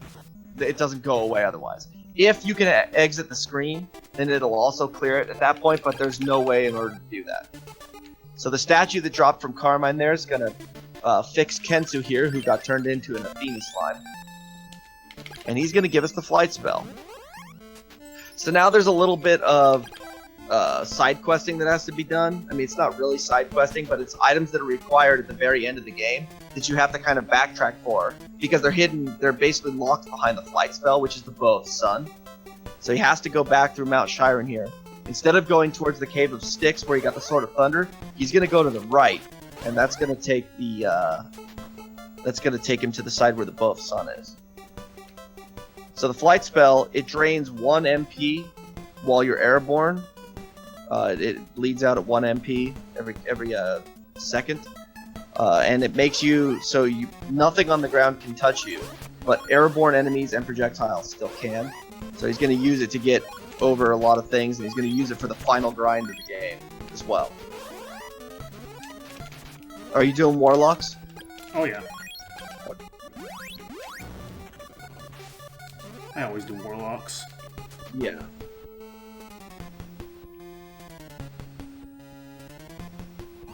Nice positioning, buddy.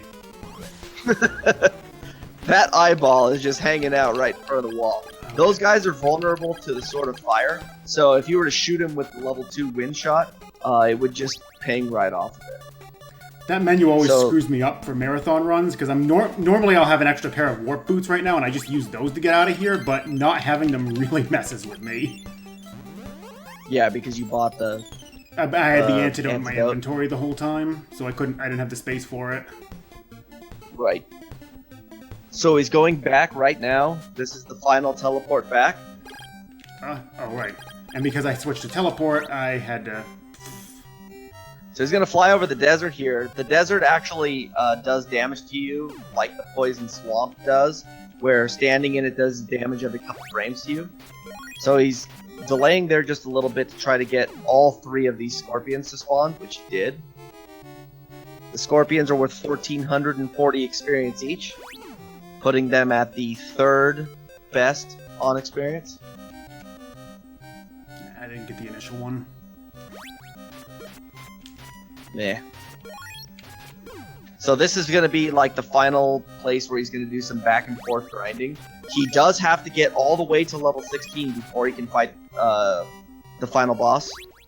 And that's because he's completely invulnerable unless you're level 16 and have the power ring equipped. Well, I'm getting a ton of despawns.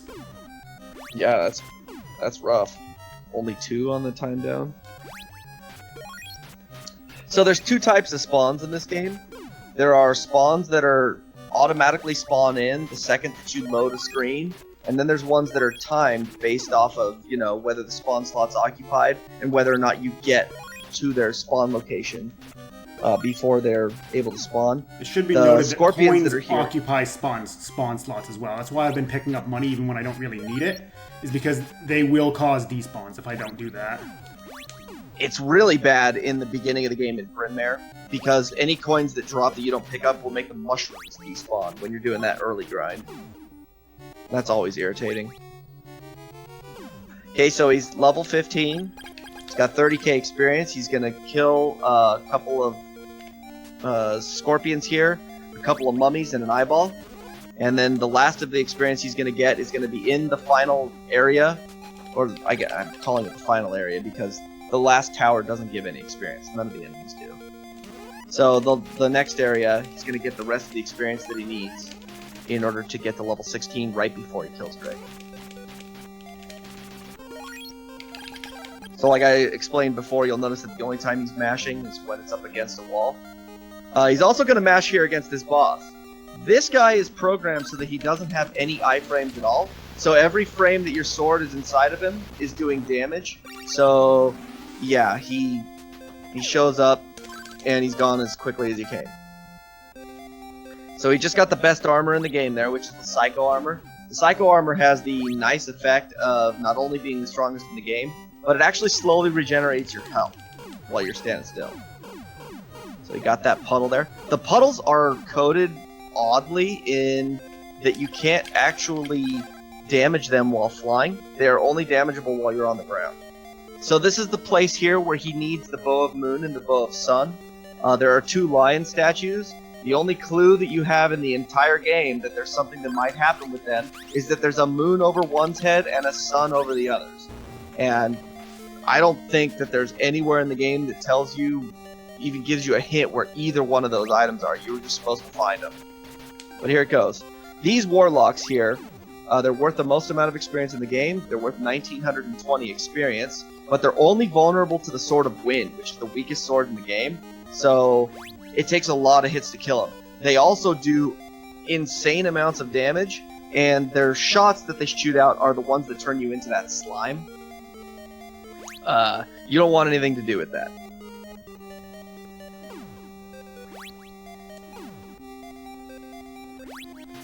Okay, so he needs 3 warlocks. He's going to get them right here in this last little section.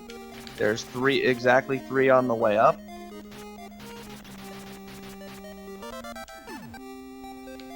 Boom, level 16. Final menuing here before Dragon. And then it's off to see the wizard. Now he's going to intentionally take damage here. This is a manipulation to try to get him to open up and shoot his lasers off right away. The important thing here is that it's only sort of a manipulation. You can't damage Dragon here until he opens his chest in the middle and fires lasers like you see right now. The lasers are also so fast that they go through your barrier. So what he wanted to do is try to get as many hits as he can off there. The Opal statue that he equipped is basically a free life. So it's used to burn there, okay? He's going to get the long lasers here. Dragon charged him. So this is going to be where he dies, right here.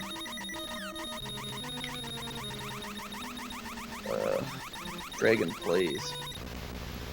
That was close. And he's down. Yeah, that was a tough one. He didn't give me a lot of hits on the first one because he kept knocking me back out. Yeah. Okay, hype music. All right, so this is the tower that's going to end the world. There's a lot of robots here. The way that this tower works is there are 3 brown robots on every one of the tiers, and the 3 brown robots have to be killed in order to spawn the white robots that come out of the doorways. And you have to kill all the white robots to spawn the stairs to get you to the next floor. So the strat that he just used there is pretty dangerous. It's only usable in a couple of spots. These white robots, not only are they fast, but they have idiot movement. Their AI is programmed to just go, I'm going that way, I don't care where you are. And so you don't want to mess with them. The storm bracelet here that he's using to kill these things is enough to kill the brown robots in one cast. It costs 40 MP per cast, but the white robots, it's not enough to kill them. So you need to use a full storm bracelet plus a level 2 shot in order to kill the white robots. So this is the reason that he bought all those magic rings before, because the storm bracelet here, you have to use it so much that you're just churning through mana like it's nothing, and you need to make sure that you've got enough to keep your mana up. Otherwise, trying to kill these things with level 2 thunder shots, it takes forever, because the level 1 and level 2 thunder shots are actually weaker than a normal sword swing, but that's because they've got multiple projectiles, so they were designed that way. So he's going to try to herd this brown robot over here. He wants to try to kill a couple of them at a time. They cooperated, which is nice. These things are like trying to herd cats. They're not very cooperative usually. So this is the last floor of combat before he goes to take on the quote-unquote final boss that is not really a final boss.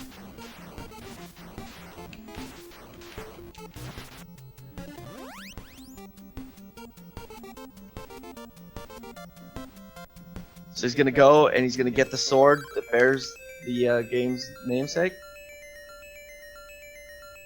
We're going to combine all 4 of the elemental swords together and...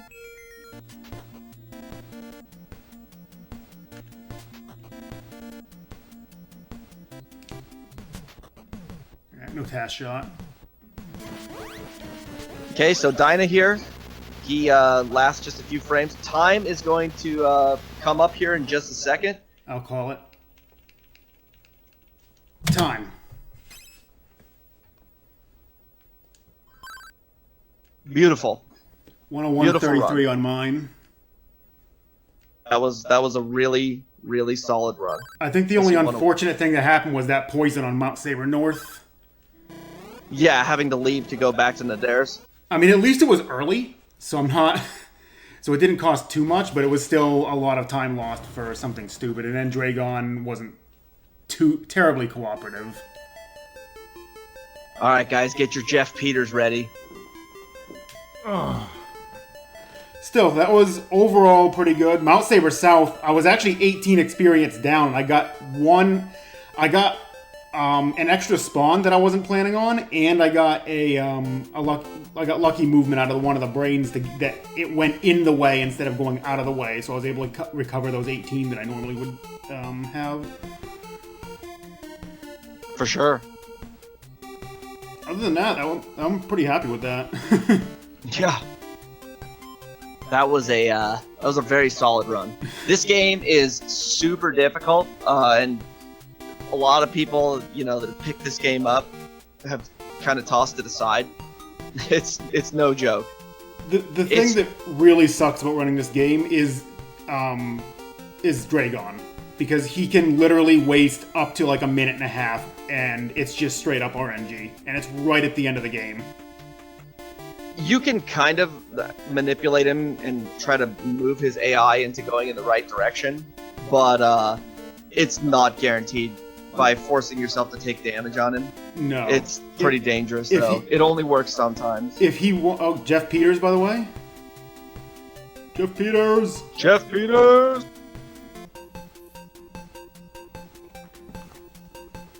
We love Jeff Peters.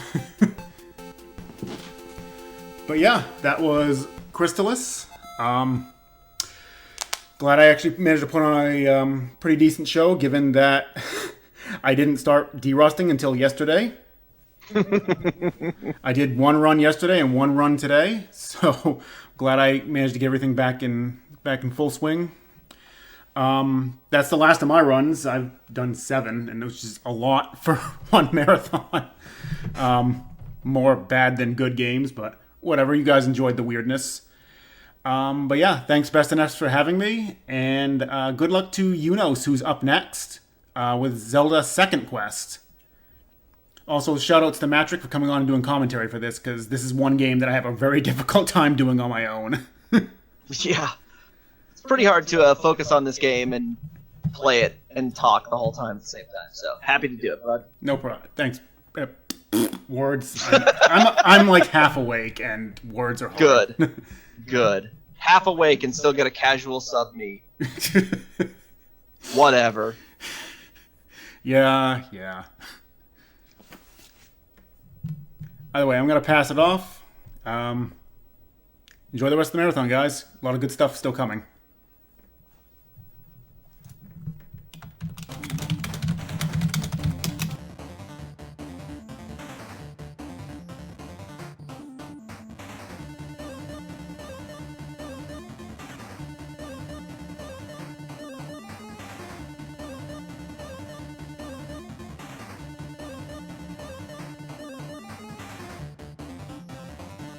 All right. That was Dragon Dark with Crystallis, commentated by Matrick. We're going to be switching over for our last couple of games, so the stream is going to go down, but you're not gonna want to go anywhere, because up next we got Zelda.